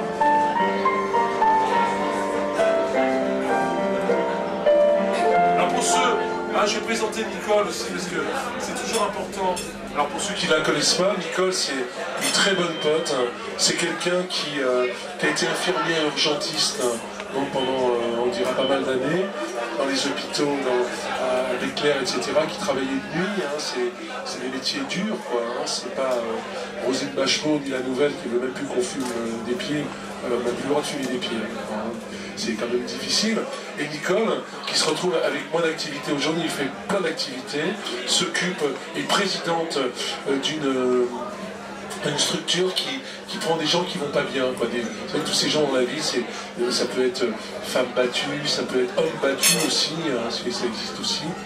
Puis voilà, des gens qui sont dépressifs, des gens qui sont très très gros, qui se sentent mal. J'ai vu cette dame aujourd'hui complètement qui va de moins en moins bien au niveau de son physique. Et puis tu t'occupes de tout ça. Et Anne travaille là-bas comme art thérapeute, animatrice, tu fais beaucoup de choses. Aujourd'hui on a fait de la musique là-bas. Voilà, des petits lieux comme ça, des petits oasis dans des villes. Et il y a du monde. Et les gens se sentent, des structures comme ça, on se sent un peu plus protégé, quoi. Voilà. Et alors la chanson, l'art en général, l'art de peu, il y a des livres aussi, Francine. Il y a les livres de Anne aussi là-bas. La chanson, la musique, c'est des moyens thérapeutiques extraordinaires. Aujourd'hui, je travaillais avec eux, je fais des chansons, je sais plus, de Omani Blue, les choses comme ça. Et ça leur a fait du bien tout l'après-midi. Voilà, donc je dis aux musiciens qui n'ont pas souvent du boulot, qui se plaignent, qui ont des Victor Hugo de l'ego, je leur dis, mais allez dans les hôpitaux, allez voir un peu. Il y a plein de gens qui adorent la musique, évidemment, c'est pas des grandes salles. Les grandes salles, on ne peut-être pas de vous non plus, et voilà. Et Nicole, voilà, elle suit partout, tu chantes, tu fais plein de choses, quoi. Et c'est bien Et ce petit lieu, c'est ce petit lieu, tu vas venir, Michel, pour toute une journée poétique. Il y a beaucoup de monde qui vient par jour. Alors que les structures traditionnelles, où on vous demande vos âges, de quelle maladie tu as et tout, les gens ne veulent plus y aller. Voilà, aujourd'hui, on flippe trop les gens. Voilà, comme toi, Bernard, tu fais aussi du bon boulot dans tes hôpitaux. Voilà, on va chanter une chanson de liberté. C'est moi qui te l'avais dit un jour, hein, de chanter cette chanson de Moustaki.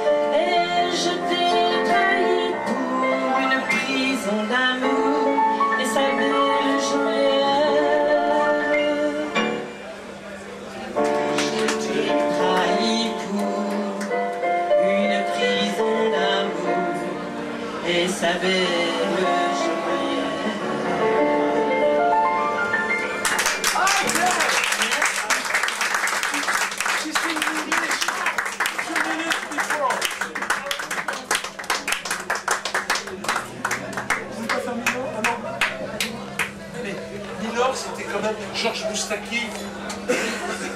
Alors c'était le 50e anniversaire de la 2013, 50 ans bien. Cocteau est mort d'ailleurs 2 heures après elle. Voilà, et on a fait cette année pour les gens de peu, tout un spectacle avec des amateurs, des copains, des amateurs souvent qui sont peut-être meilleurs que des soi-disant des spécialistes du théâtre. On a fait tout un spectacle d'Edith Piaf. Et pour l'anecdote, pour ceux qui ne sont pas loin des potes à la Cofio, il y a une maison de retraite où les gens s'emmerdent beaucoup, une résidence du 5e âge. Non, ils sont adorables là-dedans, ils veulent de la vie, mais ils sont entre eux et on les a partis là-dedans. Guillaume voulait bien foutre le bordel là-dedans, il avait plein de copines. Il avait des copines là-bas à la route. Et cette année, ils ont refait l'église, parce que ça appartenait avant aux sœurs, mais bon, après c'est le conseil général des Hauts-de-Seine qui a repris le truc, l'église était un peu pétée, ils ont trouvé plein d'argent, ils ont fait l'église, mais il n'y a personne d'autre, et c'est une salle comme une salle, pas de spectacle, ça peut être sympa pour Van Helsing, pour Dracula, tu peux faire un bon truc, hein. Tu peux faire un remake pour Dracula et les femmes maintenant, et moi j'ai eu l'idée de dire, tiens, on va faire le spectacle de Piaf dans cet endroit pour les gens de là-bas. Et l'autre jour, avec ma petite femme déjà, on s'est pointé, il y avait le vicaire, j'ai oublié moi ces mecs-là, il y avait le vicaire, avec peut-être dans l'église magnifiquement refaite, il n'y a personne. Et j'arrive, ben voilà, je viens donc pour le spectacle. Ah, je me arrête tout de suite, on aurait cru, vous savez.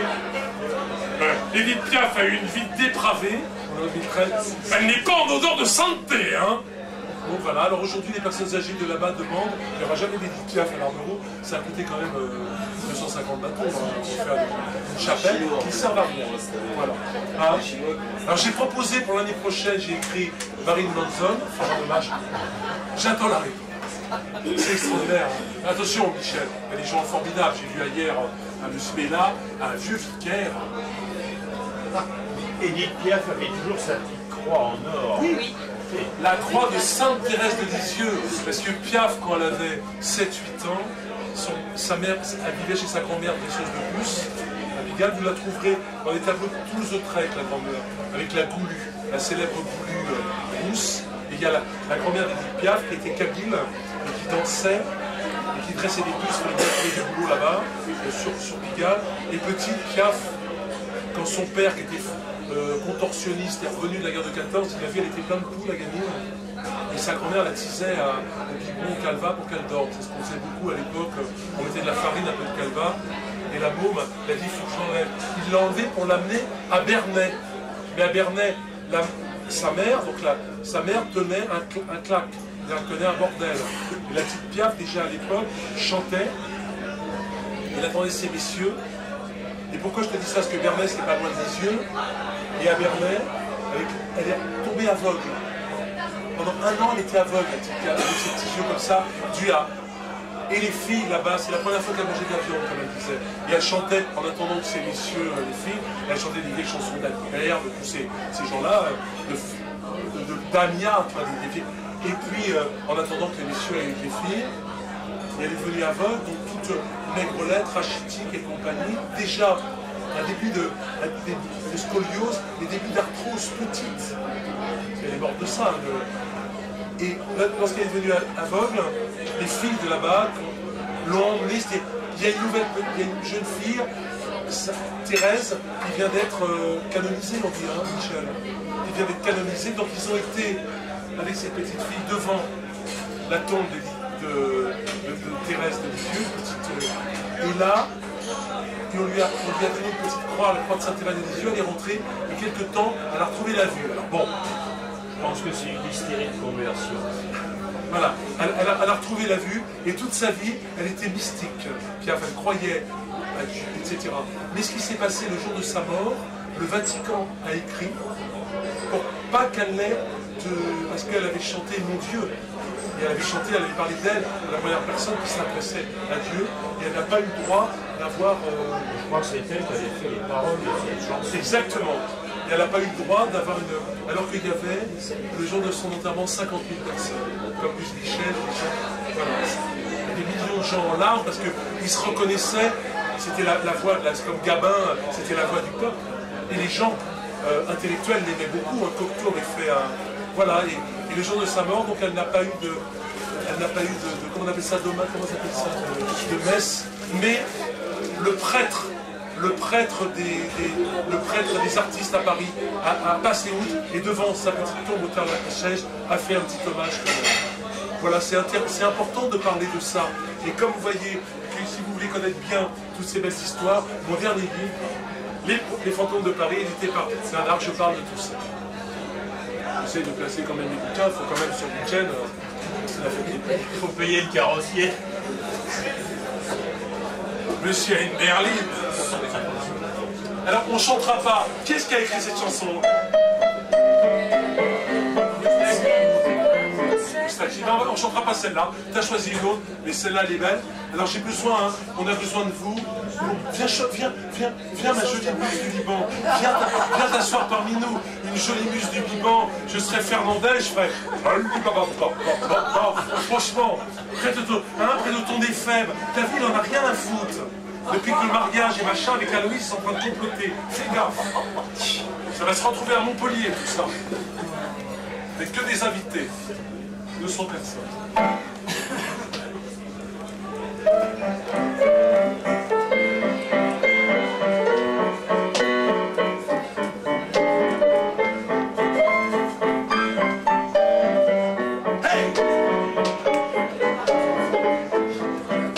Cette heure qui m'observe jour et nuit, cette heure est parée d'aujourd'hui. Il vient d'aussi loin que je viens, traîne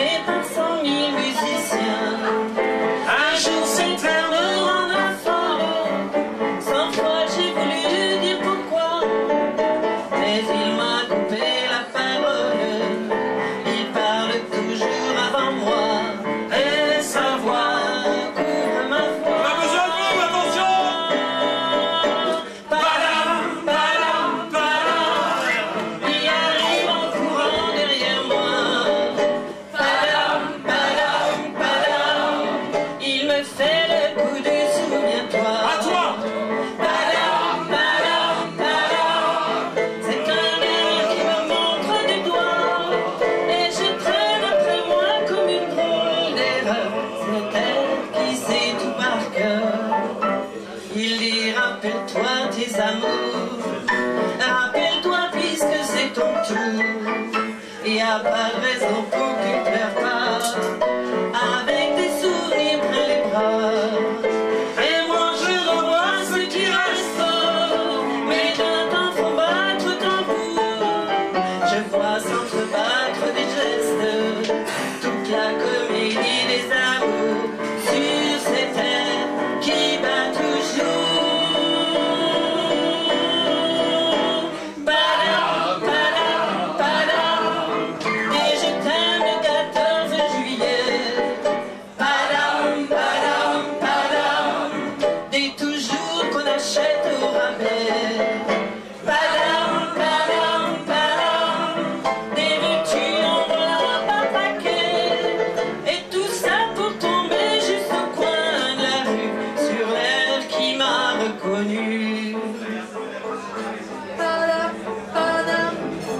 Écoutez le chahut qu'il me fait, padam, padam, padam, comme si tout mon passé défilait.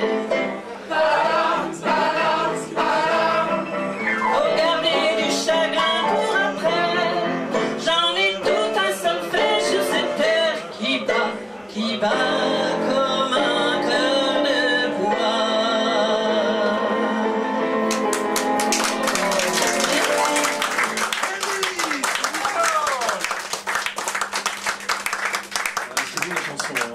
On va passer à un autre registre, quelqu'un d'ailleurs qui a écrit une très belle chanson sur Edith Piaf, qui est une chanson qui a été interdite. Alors Léon, qui est une spécialiste, a trouvé un CD. Il y a Léo Ferré, elle avait donné la chance à Léo Ferré quand elle était à Monaco. Ferré est arrivé à Paris, elle a dit il faut que tu montes à Paris. Il avait écrit pour Edith Piaf Les Amants de Paris, je crois, Adèle. Et Ferré, lorsque Barclay quand même ils ont produit Mireille Mathieu, ils ont marqué la nouvelle Edith Piaf. Ferré, ça l'a vraiment... non, mais c'est bon, il faut parler, c'est pas la messe, hein. C'est pas l'arme ronde. Hein. Et Ferré a écrit cette chanson, une chanteuse morte par rapport à tout ça. Et on l'a fait pour le spectacle aussi, avec Léon, avec tout le monde. On l'a fait cette chanson. Et pourquoi je vous dis ça? Parce que mon pote Adèle, je l'ai rencontré il y a des années, tel un peu le joueur de flûte. J'étais au plus de Clignancourt, puis j'ai entendu de la musique, du vieux rock, du Little Richard. J'ai dit ça, c'est pas la musique sur le CD. Et puis, comme ça, je suis arrivé devant un petit magasin, il y avait des jukebox années 50, et dedans il y avait un vrai son, tu sais, ce son, comme quand on joue au baby. T'es de Malakoff depuis longtemps, non? T'as connu le Cosmos, non? Le Cosmos, c'était vraiment les cafés, il y avait le jukebox, on mettait un coup de pompe, ça remettait le morceau de Presley et compagnie. Et Adèle, en plus de ses activités, elle était toujours tata, je vu d'un film avec Jean-Pierre Dallo, hein. Etc. En plus de toutes ces activités, il répare les jukebox, mais comme Et puis ben, on a économisé, j'ai travaillé longtemps, j'ai acheté un jukebox chez lui, et il est venu à la maison, m'amener le jukebox, et il voit des pianos, etc. Puis il m'a dit, ben, je fais du Léo Ferré, quoi. Avant il disait que les textes, et je fais Léo Ferré, un spectacle, et là, j'ai beaucoup travaillé, quoi. J'ai dit, attends, je prends tout ça, quand tu te remènes en Ferré, c'est extraordinaire, la mémoire et la mer, toutes ces choses-là. Et puis ça fait pas mal d'années qu'on fait de la route ensemble. Hein. Michel nous a donné la possibilité à Hier, la ville de, j'arrive pas à dire les noms des gars, Nicolas Dupont et là on arrive, non maintenant on arrive à Hier et on voit hommage à Léo Ferré avec la tête de hommage à Edith Piaf. Ils ont pris l'expo, j'étais le voir ce monsieur le député, je lui dis je vous remercie, il dit non, j'aime ce genre, il y a une allée Barbara, c'est là que le monde est, et on a été reçus très très bien, quoi. Hein. Adèle, on a fait du monde ce soir-là et c'était... Voilà la parole. Et Adèle m'a rappris beaucoup de choses, Ferré chantant les poètes, Baudelaire, tout ça. Et en travaillant avec Adèle, j'ai rappris des choses magnifiques. Quoi. Ferré chantant Verlaine, puis bon, toutes les chansons de Ferré. Est-ce que tu me fais le plaisir ce soir de chanter Moi j'aimerais qu'on fasse la nuit de Léo Ferré. C'est merveilleux ça, hein. C'est tellement moderne en plus. Ça te dit hein? Vas-y. Ah ben alors on fait la vie et fait P. D'accord? Voilà. Là, oh non, non, non, on fait pépé, c'est bon.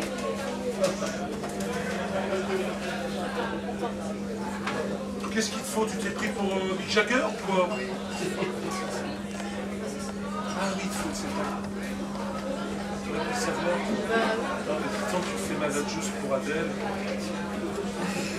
Excusez-moi, je cherche, que j'en ai tellement de livres, et puis je ne veux pas me planter parce que ça se fait pas. On va aller voir mon préféré. Non, c'est n'importe quoi, tu sais, c'est des petites mains.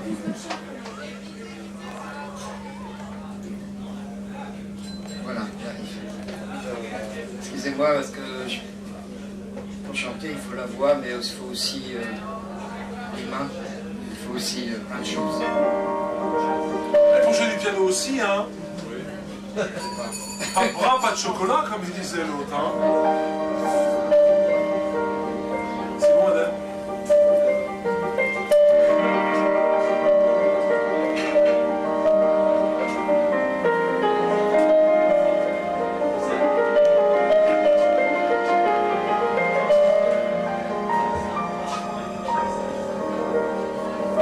C'est ma frangine en noir, celle que j'appelle bonsoir.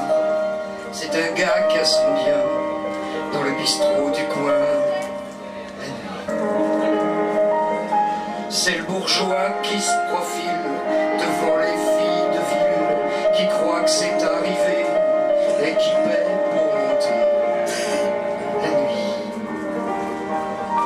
C'est cette dame qui s'en va donner sa langue au chant et mêle à ses dentelles la tendresse des gamins. La nuit,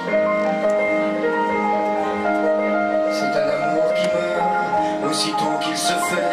C'est 1000 ans de bonheur dans un baiser vite fait. C'est cette môme qui a perdu la seule fleur qu'elle avait et qui attend dans la rue des fois qu'on la retrouverait la nuit. La nuit, c'est le soleil du soir qui enfile son peignoir dans son arrière-boutique sous les becs électriques. La nuit,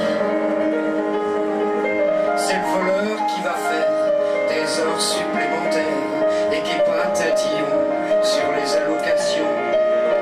La nuit,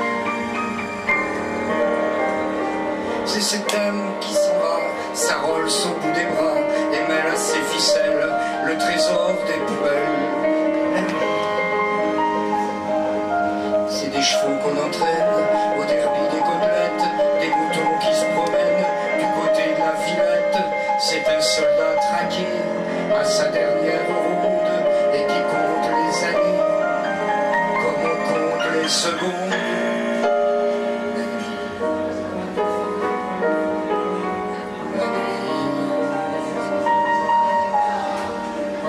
C'est une frangine qui vend ce que d'habitude on prend et qui pour s'en dessus se met son dessous dessus. La nuit, c'est un chouette courant d'air pour les amours pas chers, un petit hôtel furtif pour les mini-tarifs. La nuit, c'est le mec qui trafique tout sauf de l'eau bénite et mêle à ses hoquets le parfum du Beaujolais. La nuit, c'est cet homme qui s'en va la nuit en plein midi et sa canne qui l'entraîne dans les autos de Paris. C'est cet homme qui n'a pas vu la pitié qui passait et qui cherche dans la rue des fois qu'on lui inventerait le jour.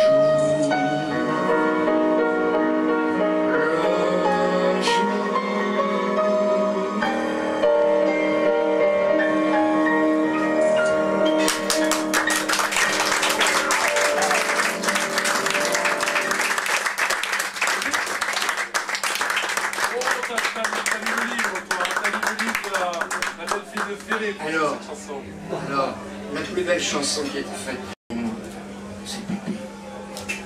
Bon, alors Pépé, c'était presque un être humain au Ferré. Mais c'est une chanson formidable. J'arrive, hein, je raconte une histoire sur Pépé. Alors évidemment, il y a le livre qui est sorti dernièrement, je ne sais pas si vous l'avez lu, la polémique, parce que Pépé était devenu un peu trop importante dans le couple de Ferré, de Madeleine. Et Madeleine n'a pas assassiné Pépé, elle l'a fait tuer parce qu'elle était malade. Et elle ne voulait pas qu'elle aille mourir dans d'atroces souffrances. Zaza, elle a été aussi assassinée parce que sinon elle aurait fini dans un zoo. Et elle était enragée, donc elle était obligée. Et Ferré n'a pas supporté.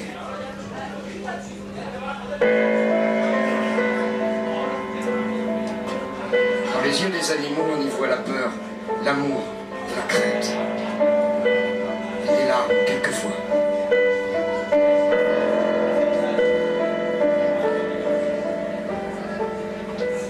T'avais les mains comme des raquettes, Pépé. Quand je te faisais les ongles, je voyais des fleurs dans ta barbiche. T'avais les oreilles de Gainsbourg, à part que pour dormir. Toi, t'avais pas besoin de scotch pour les replier la nuit. Que lui, bah si, Pépé, Pépé, Pépé.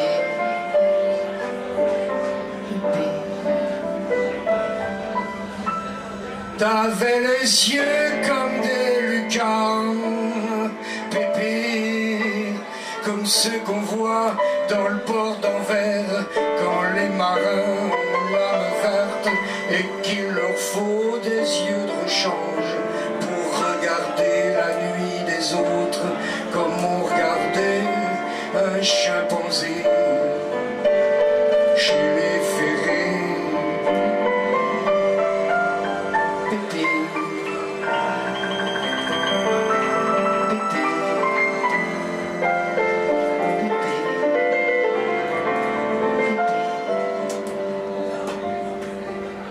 T'avais le cœur comme un tambour, Pépé, comme ceux qu'on voile le vendredi saint vers les 3 heures après-midi pour regarder Jésus machin souffler sur ses 33 bougies, tandis que toi t'en avais cuite le 7 avril de 68.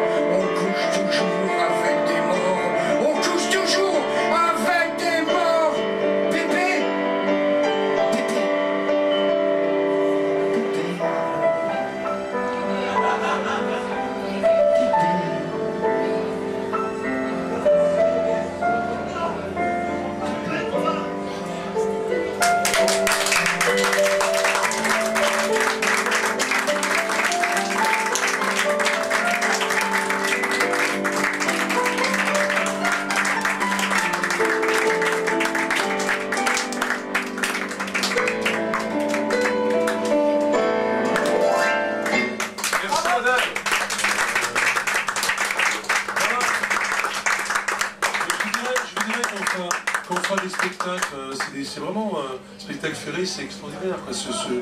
Et on fait, là, on va travailler à côté de Notre-Dame, tu sais, maintenant. Il y a une belle péniche, là, on va travailler là-bas. On fera... Avant, on travaillait, tu te souviens, quand tu m'avais trouvé chez Dreyfus, c'était bien, ça. Voilà, de temps en temps, ça fait du bien. À chaque fois que les gens sont venus écouter les spectacles Ferré, ils aimaient beaucoup. Hein. Voilà, j'amènerai Sean.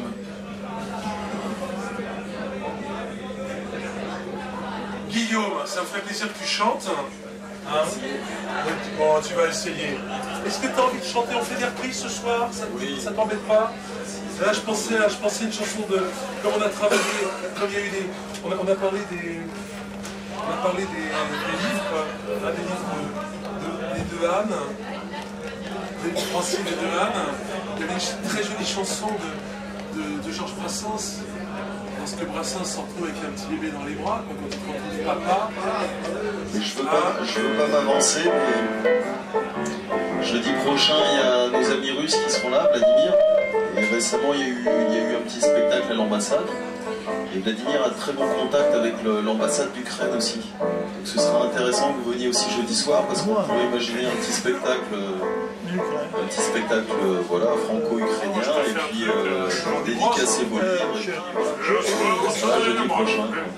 Je précise que quand Guillaume parle de petit spectacle, c'est 2h30 avec une flopée d'artistes, des musiciens, des orchestres et du très bon personnel.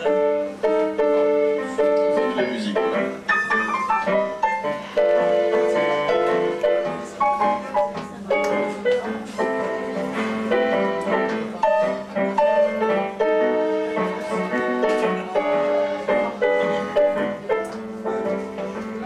Je n'avais jamais sauté mon chapeau devant personne.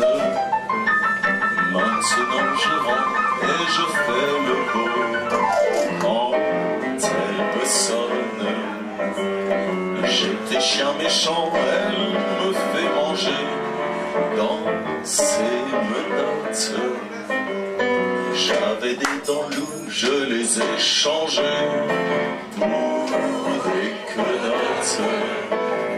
Je me suis fait tout petit devant une poupée qui ferme les yeux quand on la couche. Je me suis fait tout petit devant une poupée qui fait maman quand on la touche.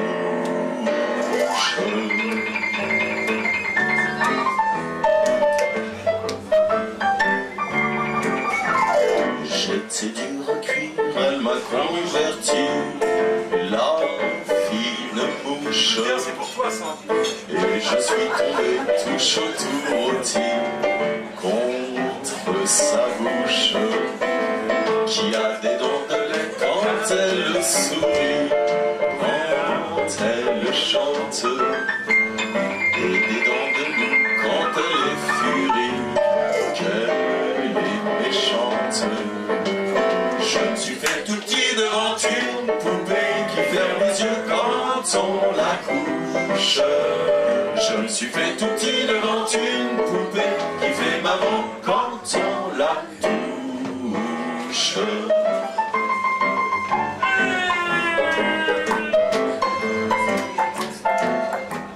Je suis seul, je file tout doux sous son empire, bien qu'elle soit jalouse au-delà de tout, et même pire. Une jolie pervenche qui m'avait paru plus jolie qu'elle. Une jolie pervenche un jour en mourir. Ah oui. À coups d'ombrelle. Je me suis fait tout petit devant une poupée qui ferme les yeux quand on la touche. Je me suis fait tout petit devant une poupée qui fait maman quand on la touche.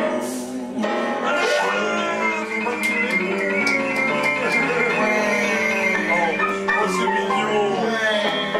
One more time, please, yeah.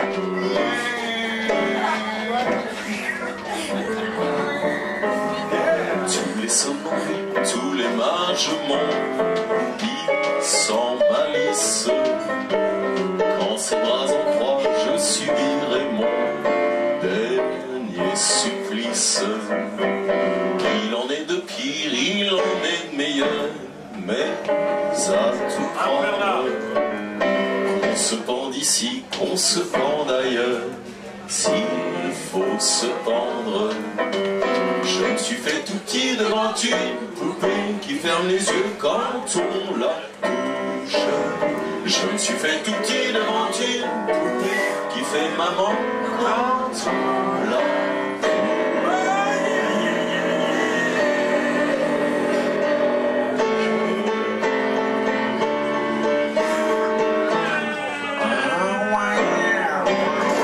Merci Guillaume.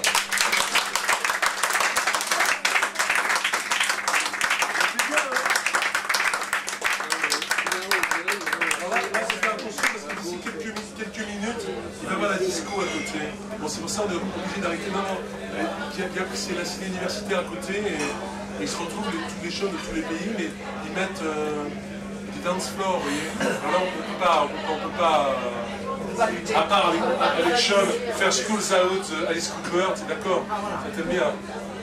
À part faire Schools Out, Alice Cooper, on perd l'affaire. Alors on va finir. Merci à toi, Nana, ça me fait plaisir. Puis à tes amis, elle est déjà partie de passer.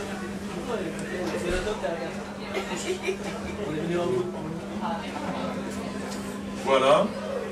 Écoutez, comme c'est la dernière avant la rentrée, hein, c'est la dernière, c'est le dernier Florus avant le mois de septembre. Voilà, bah, écoutez, j'ai fait. Là, Bernard, je vais te jouer comme ça la chanson que j'ai composée pour le CD qu'on va faire. Hein?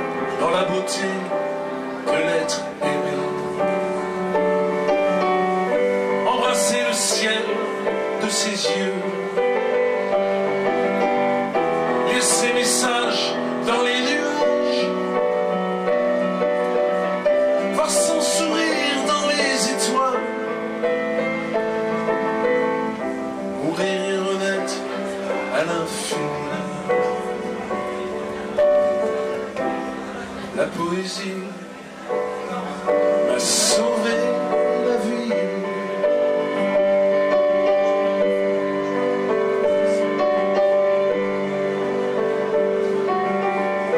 Pour se couvrir du mauvais temps, dans le silence des faits, glisser ses rimes évanouies, qui caresse la mélancolie. La poésie a sauvé la vie.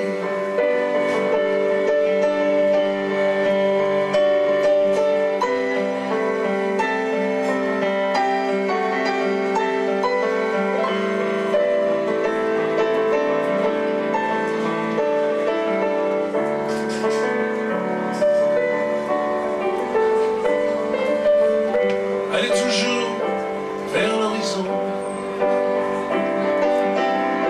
là où l'amour au regard franc dépose ses brumes de nostalgie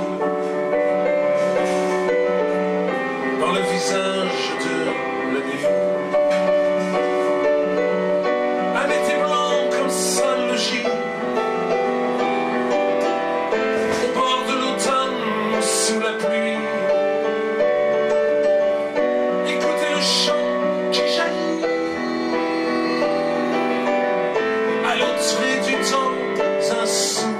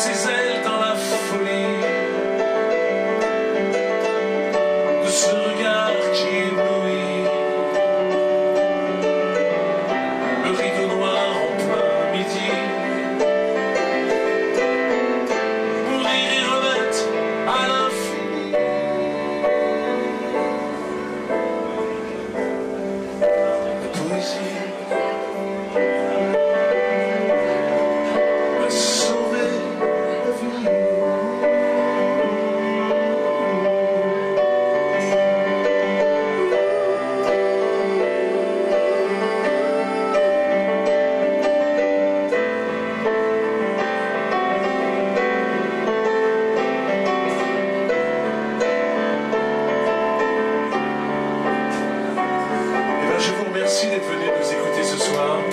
Je remercie Anne, Francine, évidemment les artistes, Adèle, Aloïs et mon vieux complice. Guillaume, merci à vous tous et un bel été à vous.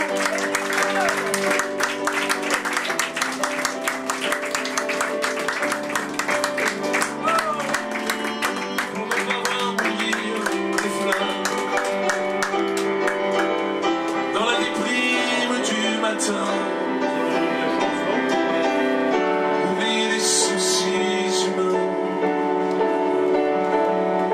mourir honnête à l'infini.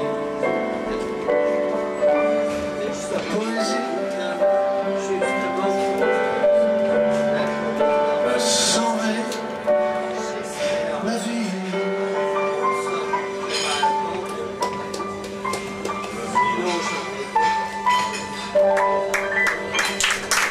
Merci, bonne fin de soirée. Oh Nicole, ma petite Nicole, j'ai oublié ma petite Nicole. Et Nicole, et Nicole bien sûr. Et Faroucha. Voilà. Voilà, ben, à bientôt, hein, un bel été. Voilà. Et puis il y a des livres à acheter, des livres pour les enfants. Je suis sûr que vous allez trouver tout votre plaisir. Voilà. Et merci à Joël et à tout le monde. Hein. Et puis on se retrouve en septembre pour de nouvelles aventures. On aura notre compagnon aussi canadien.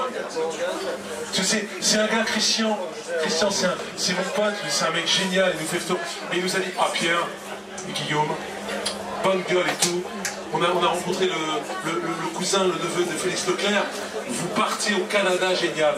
Mais on ne s'est pas retrouvé ni avec Félix Leclerc, ni avec le cousin, ni le Canada. On s'est retrouvé à chanter chez Leclerc. À l'Intermarché à hier. Hein. C'était bien aussi. C'était un peu moins loin. Blague. Mais c'était comme ça. On lui demandait, donc on était à l'Intermarché, je suis